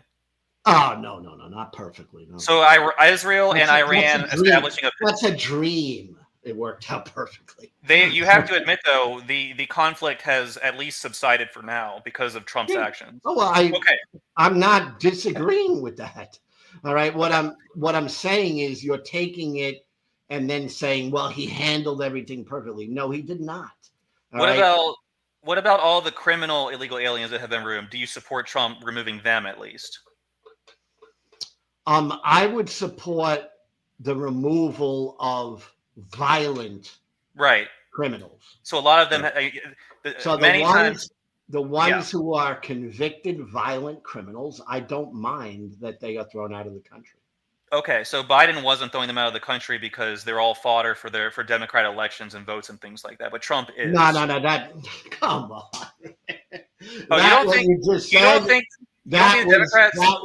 That was propaganda. What you? All right, let me put it this way. I'm talking fact. All right. I said everything. I'm answering your questions directly. All right, and you're going off into propaganda. All right. You're asking me, all right, about things, and I'm giving you direct answers. All right. You're going off into no, but this propaganda, and I'm sorry, but you're giving propaganda. Okay, well let's establish the fact they were in the country, right, before Trump removed them. Which people? The criminal illegal aliens, the violent ones. The violent criminals are in the country. And yes, there are violent, criminal, illegal aliens in the United States. So Joe Biden didn't get rid of them, but Trump did, right? We can establish that. He didn't get rid of them all. They're still violent, illegal. Well, I'm saying the ones that Trump did get rid of, Joe Biden didn't do a good job, and Trump did, right? So Trump did more to protect the American people than Biden did from these violent, criminal, illegal aliens. Okay. Every president has gotten rid of some violent, illegal criminals from other countries. Not just Donald Trump. All right. Joe Biden got rid of some bad, illegal immigrants. Obama got rid of some bad, illegal immigrants. So do I think it was good? Yes. Am I now kissing the orange buffoon's ass? No. What about the fact that the waves of immigrants crossing the border has completely stopped now that Trump is in power? Do you think that's a good thing? I don't care about that. So you don't think a lot of these people coming out might have been criminals or violent and that they were trafficked? I think the facts demonstrate, because I have looked at data, that illegal immigrants who come into this country commit less violent crime than American citizens per capita. I understand that. But so am I happy that some illegal bad people are apprehended? Yes. But that's the extent of it. Okay. Am I happy that grandmothers are being confiscated off the streets because I didn't ask you about illegal? that. No, I'm saying. I understand that. I'm saying yes. Okay, so when bad people and criminal people are apprehended, I'm okay with that. you realize a lot of the people in those quote unquote caravans were women and children being sex trafficked, right? That's not propaganda. That's an actual fact that we know from our government sources. There What were women government? and children being sex trafficked by drug cartels and coyotes, and Trump has brought a complete end to that. Do you think that's a good thing? I don't think Trump has brought an end to nothing. All right. Okay, well then I now think you're that so that you're I denying the think facts that then. no, I'm not. No, I'm not. There are still right now people coming into this country illegally. Some from different borders, some from different countries. Some are good, some are bad. That's the reality that I'm seeing. So if you don't stop them all from coming in, some of the bad ones will get in, right? Of course. So you don't know which ones are which. So Joe Biden letting all these people in and just catching them and releasing them, which is what the policy was called, catch and release, results in American citizens, some of them being criminalized and victimized. You have to acknowledge that. I think I'm telling you what I acknowledge. There are Okay. some illegal immigrants who have murdered American citizens. Right. There's some illegal immigrants who have robbed from American citizens. There's some illegal immigrants who form gangs in America that organize criminal activity. Mm-hmm. A lot of people die from drug overdoses drugs that come over the border. Trump stopped that too. So do you think that's a good thing? No. Whoa. You don't. Hold on. I'm very familiar with the ghetto, my friend. And there's every drug that has ever been there is still there. Okay, so don't tell me that there's no illegal drugs on the street. Well, Not true. That's false. The better we police our borders, the less we'll get across, right? And the less people will die from overdoses, right? Here we go. I'm not for I'm just saying. illegal drugs. I live near a ghetto. I lived in the ghetto for quite a while. Okay. There is literally as many illegal drugs in the ghetto as there was 5 years ago, 10 years ago. So the idea that I'm going to, Trump solved all the drug problem? Garbage. It's garbage. He did not solve any drug problem. Okay, I think you're denying facts there. And No. You're denying. Have you lived in the ghetto? No, I haven't. But okay, I have.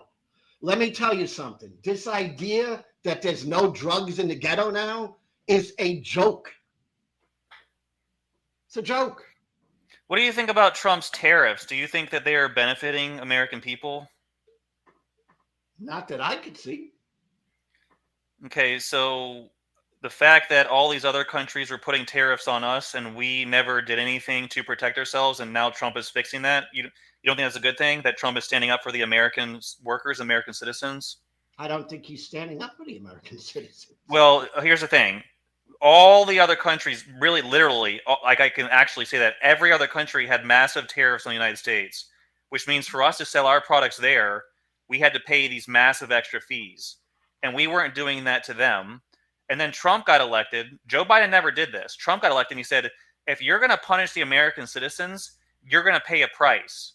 So Trump is defending the American citizens by putting these tariffs on these other countries who did it to us first. Would you agree with that? I don't study tariffs, so I'm not going to comment on detail. But what I do know is that I'm not impacted in any real way, in a sense that if Trump decides to put huge tariffs on other countries and their goods, I know that it is me who is going to pay for that, not Trump. It's going to be the American consumer. And that's just because I know the basics about tariffs. It's not that I know each country and what their deal was and what they were charging. I don't know that. What about how do you stand with the transgender issue? Trump getting these mentally ill men out of women's sports and things like that. Hey, I'm really into sports. Was into sports my whole life. I don't give a darn if a man becomes a woman and plays in a sport. All right. Becomes a Now, woman. Wait, do I you think men? also I also don't care if they came up with a good system to say, levels of testosterone and we put a level here. I'm not even it's not a big thing for me. What Okay. if you're? When I What? let me go on because I want to, give you just something to think about. When I was younger, all right, there were several very prominent transsexuals. All right. One that I really recall because I used to be into tennis, Dr. Renee Richards was Richard Raskins. He became a woman and participated in women's tennis. Was a non-issue. I think he won one tournament, he, she, whatever you want to say. All right. She won one tournament as Renee Richards. Big deal. I don't give a crap. You don't, but a lot of the women who are being defeated by these men because men are naturally bigger, stronger, faster than women don't like it. Now, And some that's have. fine. And it's not my issue. That's what I'm telling you. Okay, well, It's not my a opinion, major issue for me. All right. as a I man, played sports my whole life. I played sports with women. There were women who were really good. All right. right. There's a woman who became a man that participates in men's boxing. And that person has beaten up men in the ring. So Well, the thing is, does it happen? Yes. wait, let There me is ask you a question. his Do name. you think? His name is something Emmanuel. You could look it up. All right. He was a woman. He became a man, and he is in men's boxing. And yes, I have seen him knock out cold men. Okay. Do you actually think that someone born as one biological sex can actually become the other biological sex? Because it kind of sounds like you do. It's beyond my knowledge. Really? Yes, it's You, beyond my knowledge. I so you don't think know. it's possible? You think it's within the realm of possibility a man can actually become a real woman?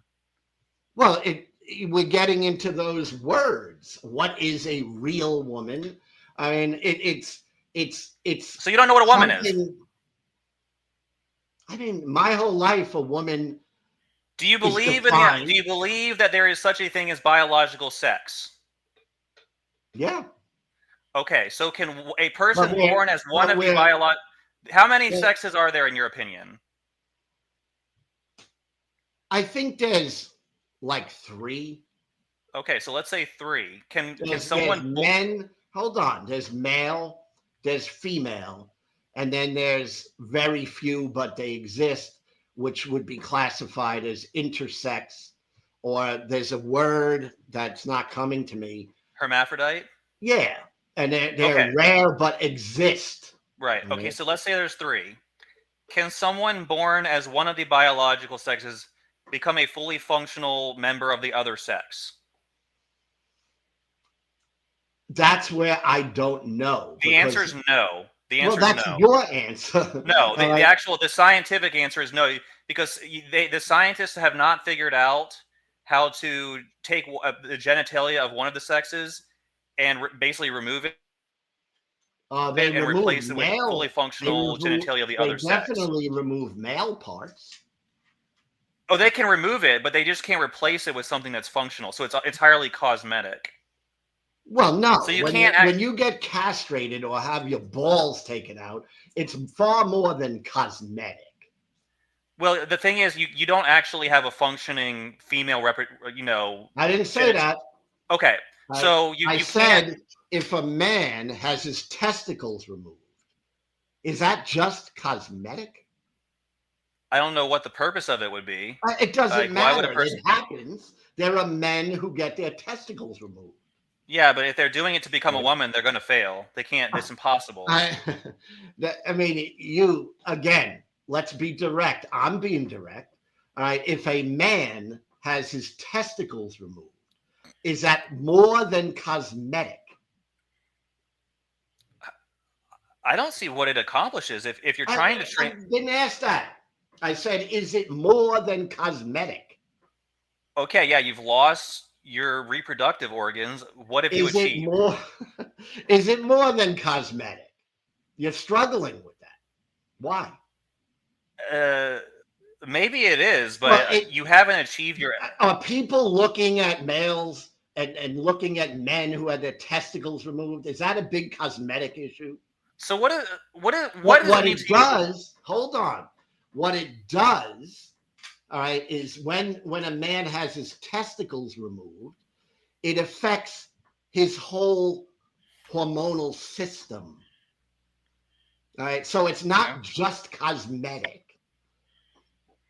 Yeah, but it also doesn't achieve the result of becoming a woman. I didn't get into that. Okay. I said So in my opinion, you agree it's more than cosmetic. fair enough. But in my opinion, I've never seen any evidence that a person can fully transition from one sex to the other. So that would have to be demonstrated to me. But I've seen a lot of evidence it can't happen. So, and there are detransitioners who got the surgery and who now live in constant suffering because they made a temporary decision that had permanent effects. So Trump ending and all these Republican states ending sex change surgery for minors, I think is a very good thing because they're making temporary decisions that have permanent lifetime impacts, and they're protecting these people from themselves. So I think that's a good thing. Okay. So let me just tell you, I tend, but I don't know enough because I recognize when I don't know things. All right. I tend to think that children should not be getting any sex change operations. All right. We can agree on that. But I recognize I don't know all the ins and outs of it. But Right. at face value, that's not something I would be for. Now that totally changes when a person is an adult.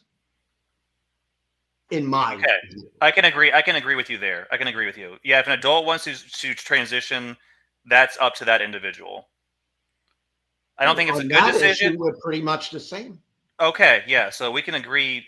All right, I don't want to stay too much longer, but I do want to, the last few minutes, just go to Jesus for a second, if that's all right. The come to Jesus moment. No, so Lou, what you got against Jesus? I don't have anything against Jesus. Do you like Jesus?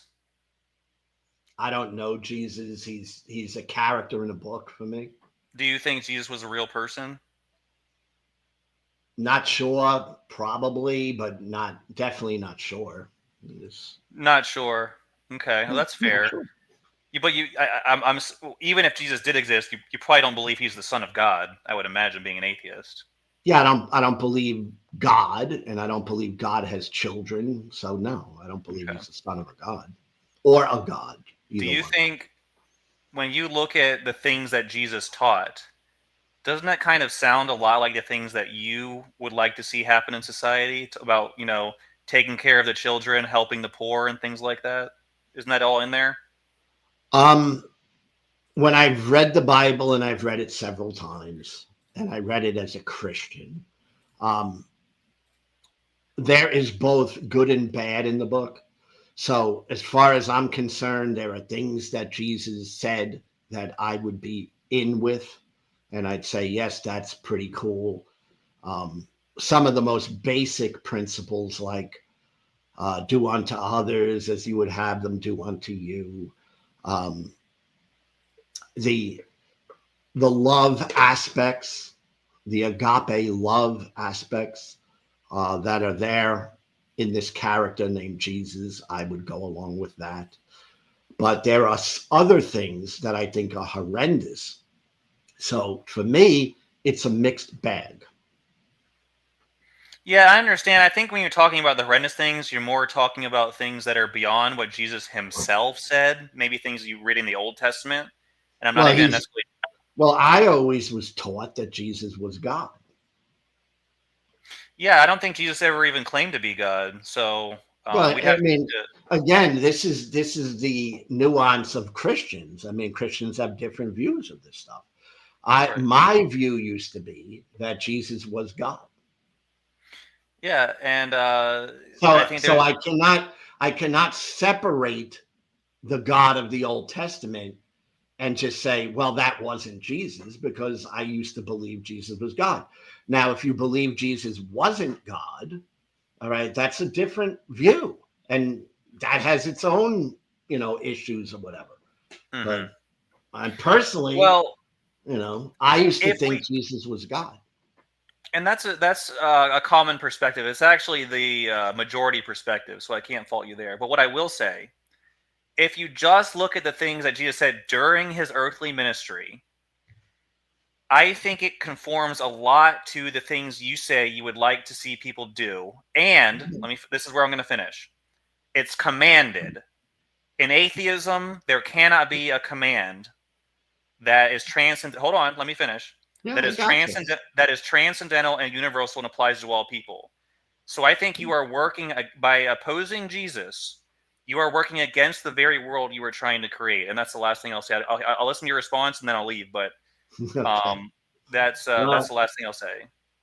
well, the Jesus that I read about in Scripture, I liked the character. So I'm not guilty of hating that character. All right. I don't believe that character was what is claimed he was by Christians. I don't see it that way. So, but the character of Jesus, the one who cared for the people who were from other countries, the one who loved his enemy, all right, the one who came to another land because his parents left one jurisdiction and went to another, all right, that Jesus, I would call him the hippie Jesus, okay, just to make it silly.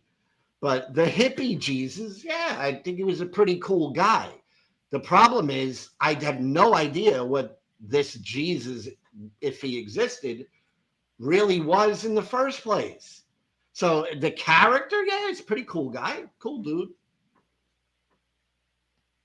All right, Brooklyn Lou, thanks for having me on. Appreciate it. Appreciate you. All right, bye. So, trumping, let's see, Lionheart, are you there? Hello, how you doing, Brooklyn Lou? You got it. Yes, sir. I don't know what it is with my audio, man. But the last several times, for the last 2 months, I can pop into a live stream and it'll do that to me sometimes. I have no idea why. Yeah, But it's good to meet you. This is the first time I've seen you. I appreciate you stopping by. Well, I've listened to you a little bit this evening, and I know that we're on the opposite side of a few things politically and religiously, but you seem to be a down to earth, reasonable man, and I appreciate that. So, Thank you. and Lou, what a Brooklyn name that is, huh? I like your name. I like your hat. I like the overall look, man. You look like a Brooklyn Lou. I So, mean, I'm not living in New York. I live in Florida, but Florida, what I part? originally came from Brooklyn and I lived on Long Island, New York for most of my life. Then I lived in Florida and California and Florida again. Well, I've visited New York. I've lived in California. I've lived in Florida, and right now I'm in God's country, Kentucky, man. No. Yeah, I beautiful. just drove to Texas. Didn't go through Kentucky, but was getting close. Yeah, it's beautiful country out here. I hope you get to see it sometime. But yeah, um, well, listen, I'm a Christian. I love the Lord. I'm a Trinitarian. Mhm. Just to tell you a little bit about myself, I've been a believer from the time I was really 6 years old. But I've been a very self-willed man most of my life. So I was pretty much very much back and forth. But in my older age now, I'm pretty much settled down and pretty solidly Christian now in my ways and my views and the things that I pursue in life. So I'm a happy man, though. I just gotta say, married man, got a wonderful wife, beautiful little wife, and life's good, man. Life's very good. And So, I want you to know that I'm happy for that. yeah, well, I'm thank you. glad you're happy because Thank a you. lot of people aren't. So, Hey, isn't that the truth? And we live in a world where we can sure stand to see a lot more happiness, don't we? I think so. Yes, sir. I agree. Yeah, I heard you talking politics. I like talking politics. I like talking religion. I like talking all the things we're not supposed to talk about, right? But, This stream is open to any topics. well, that's very cool. That's very cool. We have probably pretty similar views on politics and religion, and then pretty varied views at the very same time. Yeah, We seem to have a little bit in common, though. So I think that's very common amongst just human beings. I yes, mean, sir. Yes, we're sir. not always think alike. We have our own idiosyncrasies, you know. Yeah, yeah. And I think it's really sad that so many people seem to look at each other as personal enemies just because we don't agree on absolutely everything. You know, I think that's sad. We Me should too. look more for common points to come together and appreciate each other on. Me too. And also, I will add, I don't think you have to agree with people to respect them. Amen. You know, Amen. I mean, totally agree, brother. Totally agree. So I guess I can say are you a Caitlin Clark fan, by the way? I've just seen. I don't really watch basketball much anymore, but I certainly know she's pretty awesome. Yes, I, sir. she's a shooting machine, right? Yes, sir. I've never, ever in my life have I watched a WNBA game or a women's basketball game. Never in my life until Caitlin Clark came along. And I didn't even watch her in college, but I sure heard the scuttlebutt about her. And when she advanced into the WNBA, I didn't catch her first few games. But then I started watching her, and I got to tell you, basketball has never been my favorite sport, but I do love the sport. Larry Bird has always been my favorite player. One of my all-time favorites as well. Yes, sir. And in my opinion, I've told people this ever since I've seen her play. Caitlin Clark is the female Larry Bird. She is just almost impossible to guard, dude. Almost impossible to guard, making amazing shots with her 3-pointers or 2-pointers. She can tell people, just like Larry used to call it, I want to go over here and do this and drop back and fade and boom. And, call it every single time and do it. They're just hopeless. They can't stop them. Yeah. And she's that kind of an exciting player, so I've really enjoyed a lot of her games. So if anybody out there, wants to watch a good game, I would suggest that. I think you'll be amazed. And as I'm a Jesus fan, I hear, but I don't see him so much as a hippie as I see him as a rebel. Someone that's, I think he was a bit of a rebel, but I see that. Yes, sir. Yes, sir. I see him as a rebel that was unafraid to stand up for what's right, and someone that could use his head and not step into traps and let people that set traps for him, let them step in their own traps. That kind of intellect I really appreciate. So that kind of a fan. And politically, I guess I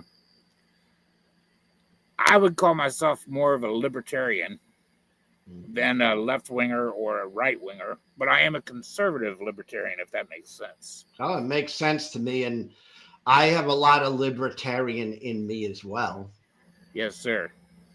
I kind of sense that in you. Now, one area we might disagree on, and it's okay with me. I don't care if we disagree, but it would be the illegal alien thing. Right. And I guess the one reason why I'm so staunch against illegal immigration is because, as a conservative, we have a tough time with our voting blocks. And if you keep bringing in illegal aliens, flood the market with them, send them all over the states and stuff, eventually the conservatives are outvoted. So, simply because most of the illegal aliens are going to vote for the ones that will allow more illegal aliens inside the country, if that makes sense. So How that's do they? Just so I can understand, how do they vote? Because I've known illegal immigrants and they don't vote. They don't have the right to vote. well, How are they voting? I do recall during the 2016 election, um, there were certain people that were advising them to go in and vote, which is why they have been repealing voter registration laws. If you don't have to show your ID when you vote, then we really don't know who's illegal and who's not as they cast their vote. And then if you have people that are encouraging the illegals to vote, like, I'm not kidding a bit, I saw Barack Obama encourage them to vote. He just came right out and said it. How? How? If I'm an illegal immigrant, how do I go vote? You have to register to vote. You have to have a social security number. You have to, there's things that have to be in play. So Yeah. how are they allowed, or how are they voting? Well, most illegal aliens come equipped with social security numbers, or they obtain them illegally. So then they're committing a type of fraud. Yes, sir. Yes, sir. And That's not legal. well, it's not legal, but it sure happens. Yeah, well, crime happens. Yes, I agree. Right. It does. But I would be for enforcing that law that does not allow illegal immigrants to vote. Yeah, I'm all for that. So But we're on the same page Yes, we are. on that. Unfortunately, every time they bring up these the laws, they're usually voted down. Unfortunately, I keep an eye on that, and they were voted down. Oh, I guess in the last 10 years, I can think of 3 different times. They were brought up and just voted out. But I'm kind of an America first kind of a person, just because I don't think that we should be heartless at all. I believe that we should be generous. But I do believe at the same time we have a responsibility to our own citizens to try to take care of Americans first. And if we can put food on the table, then we can certainly help other people put food on their table. And everybody's happy. That's the way I see it. But I don't know. I guess I do have a soft heart towards people in Central and South America. I served that area. I was in Panama in the Army, and so I've got a heart for those people. I really do, and I understand their dilemma. And it's a very some of them live in very sad situations. That's a fact. Mm-hmm. And so I'm all for helping people. I think that's Me too. Yes, sir. See, we do share a lot of the same ideas. Yeah, I believe we do. That's why I really appreciated listening to you talk. And I hope one day that maybe we can sit down and have a good discussion about God, and we can talk about maybe why I believe in God and why you don't. And I'm always open to those things. Well, that's very cool. I understand people believe in God, but I I like to look at facts. There's a lot of people who believe in different gods. Yes. All right. So it's not just the Christian God. All right. People believe in different concepts of God. That's a All right? fact. And I accept that. I'm not angry at people for believing in God. All right. I don't. Right. Right. And that's just it. It's like I don't know why I don't know why anyone would be angry at me because I don't believe it. Well, I Right. don't know why anybody would be angry at you for it, but I'm Yeah. sure some people would be. Yeah. Some are. Yeah. Yeah. It And takes, I don't understand that. yeah. Some Right. people, like Mr. Dawkins, would be angry at me for believing in God. You know. Oh, there are people angry because you believe in God. I Absolutely. mean, and So I recognize that too, but yeah. I'm not. I mean, I have family in ministry. All right. Yeah. I don't look at them as bad people. All right. And I heard you say you used to be a Christian yourself. Many years. Yeah. Many That's years. interesting. That's really interesting. Yeah. I'd love to hear your story sometime, Brooklyn. I really would. So, do you prefer to be called Brooklyn, Brooklyn Lou, or Lou? Anything is fine. Okay, okay. I answered about anything, man. Yeah, I me always too. enjoyed See? that thing. So, We're the same. yeah, absolutely. And my the name that you see on my screen here, I had this up at the last person that I was talking to, and it has, believe it or not, nothing to do with Donald Trump. I know a fellow named Ace, and me and him we're not enemies or anything like that, but we kind of antagonize each other, you know, mostly all in fun. And so that's what that's from, Trumping the Ace. That's what that's all about. But my name is Eric. I go by Lionheart. I used to be known as Wolfbitten because I am kind of all over the place, a little bit, I guess, hard to track in some circles. People don't know what to make of me sometimes, but that's okay. At least I'm unpredictable. I want you to know something. All right. I think you're fine the way you are. Well, God bless you for it, man. Thank you very All much. right. See, I one of my pet peeves against some religious people are they don't allow people to be themselves. Exactly. Right. I am perfectly fine with people being themselves. Yes. Okay. Like I always tell this because I want people to understand kind of what I'm talking about. I live with a girlfriend. She is Christian. She's also Colombian and she's bilingual. Okay. I have always spoke nothing but English and I'm an atheist. Yes. And yet we get along great. Oh, that's awesome. Well, what I'm trying to say is I don't judge her like that. Right. I don't go, oh, you must be an atheist. Yeah. Right? Because she's not. Right. Right. And if I'm to respect her for who she is, I got to respect her for being who she is, Christian, Amen. and also coming from a Latin American country. Yes. So that's what I accept. And you know, if you browbeat somebody into being something that they're not, then it's usually not genuine either, is it? No, and it doesn't work. No, it doesn't at all. Right. So if you're going to win somebody over, let it be done in love, because they were convinced, not because they were forced or prodded or beaten into it. You know, Yeah. we shouldn't beat people into shape. We should.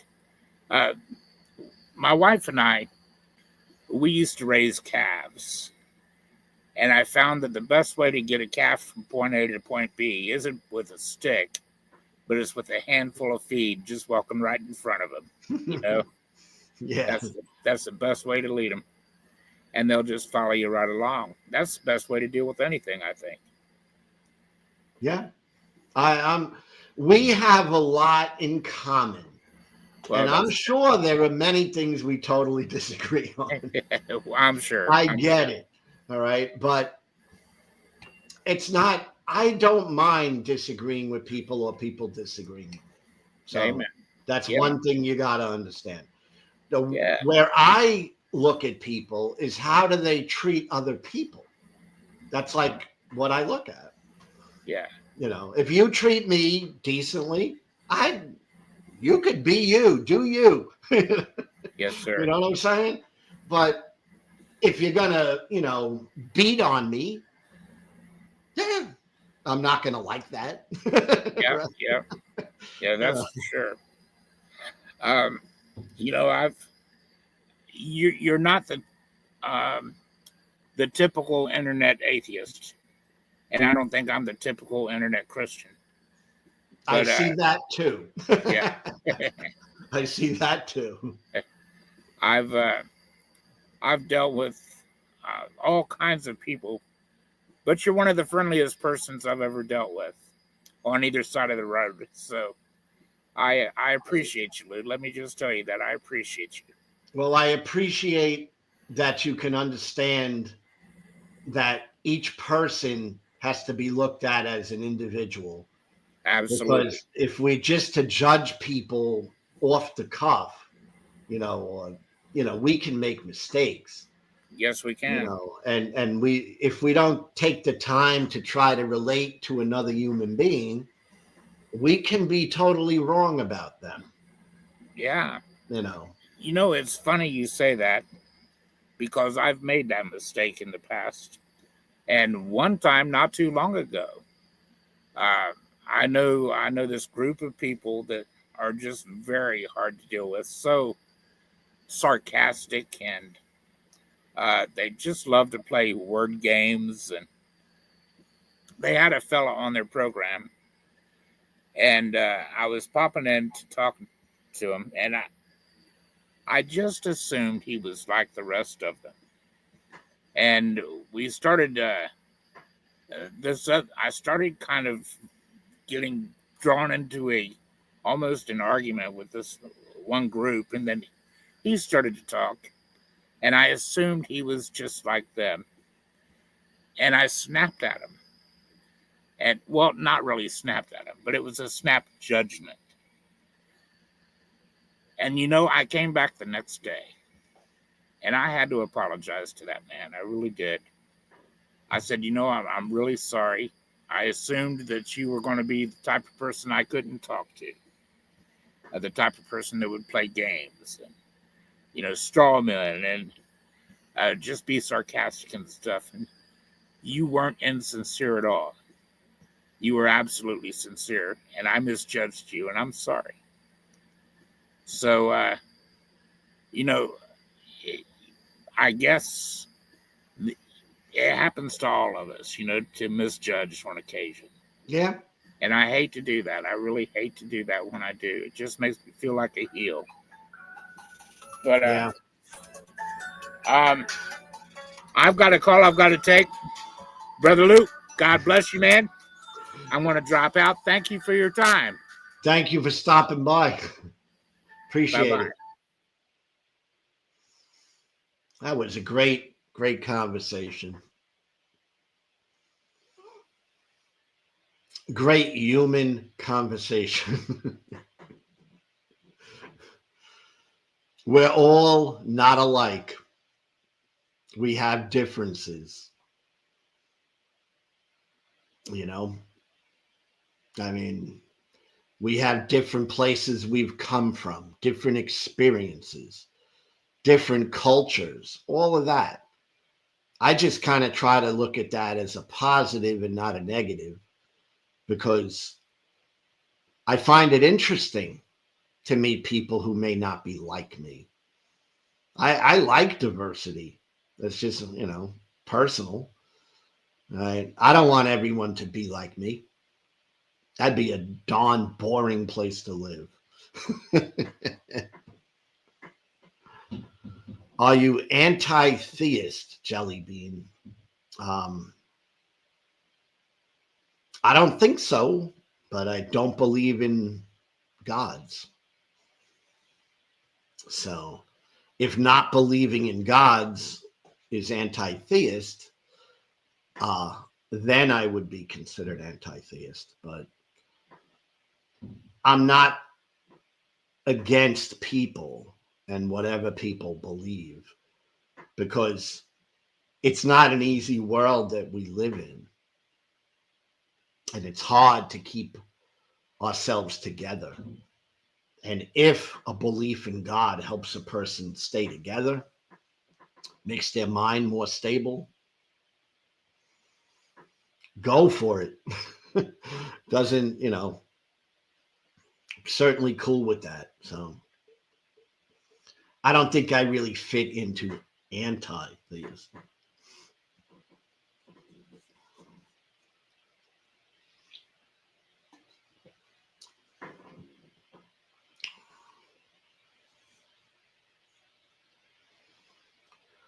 So anyone want to pop in?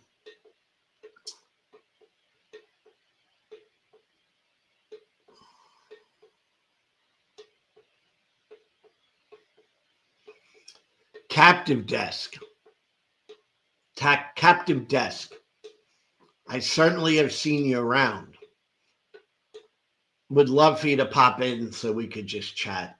I know you're atheist, and I know that you have a channel. I don't follow. I think I'm a subscriber, actually, but I don't follow everyone because I subscribe to so many people. But I did see you one day on Deconverted Man's channel in the chat room, where I was trying to get the Deconverted Man to chat about my comments regarding people being captured, right? And it was not something I was going to make a big presentation on, but I see it all the time, I see it in video all the time, right? Now, can video be twisted? Can it be, manipulated in some ways? Yes, of course. But I also see these things in the lives of people I know. I could say, no, you're lying. But people I know, I don't think they're lying when they say that their relative was taken off the streets and put in a camp and not given due process. I don't think they're lying to me, right? Could be. It's possible. But there seems to be too much out there to think that it's all made up, right?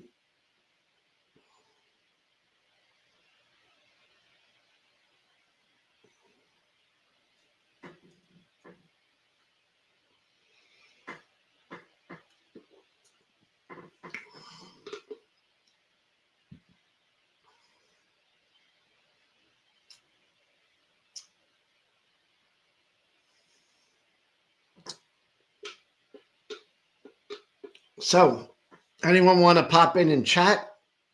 If not, I've been on for hours, so I would let it go for the night.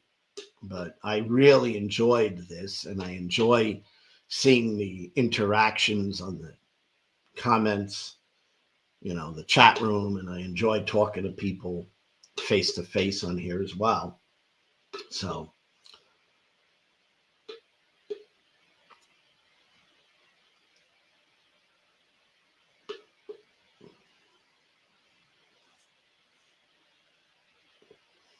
yeah, Bob, I agree with you. That's what I see too.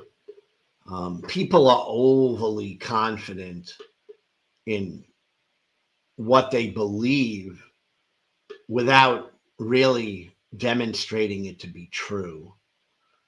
And I see that all the time. That's part of, the human mind wanting to confirm the bias that it's established for itself. And that's not just religious. It can be racial.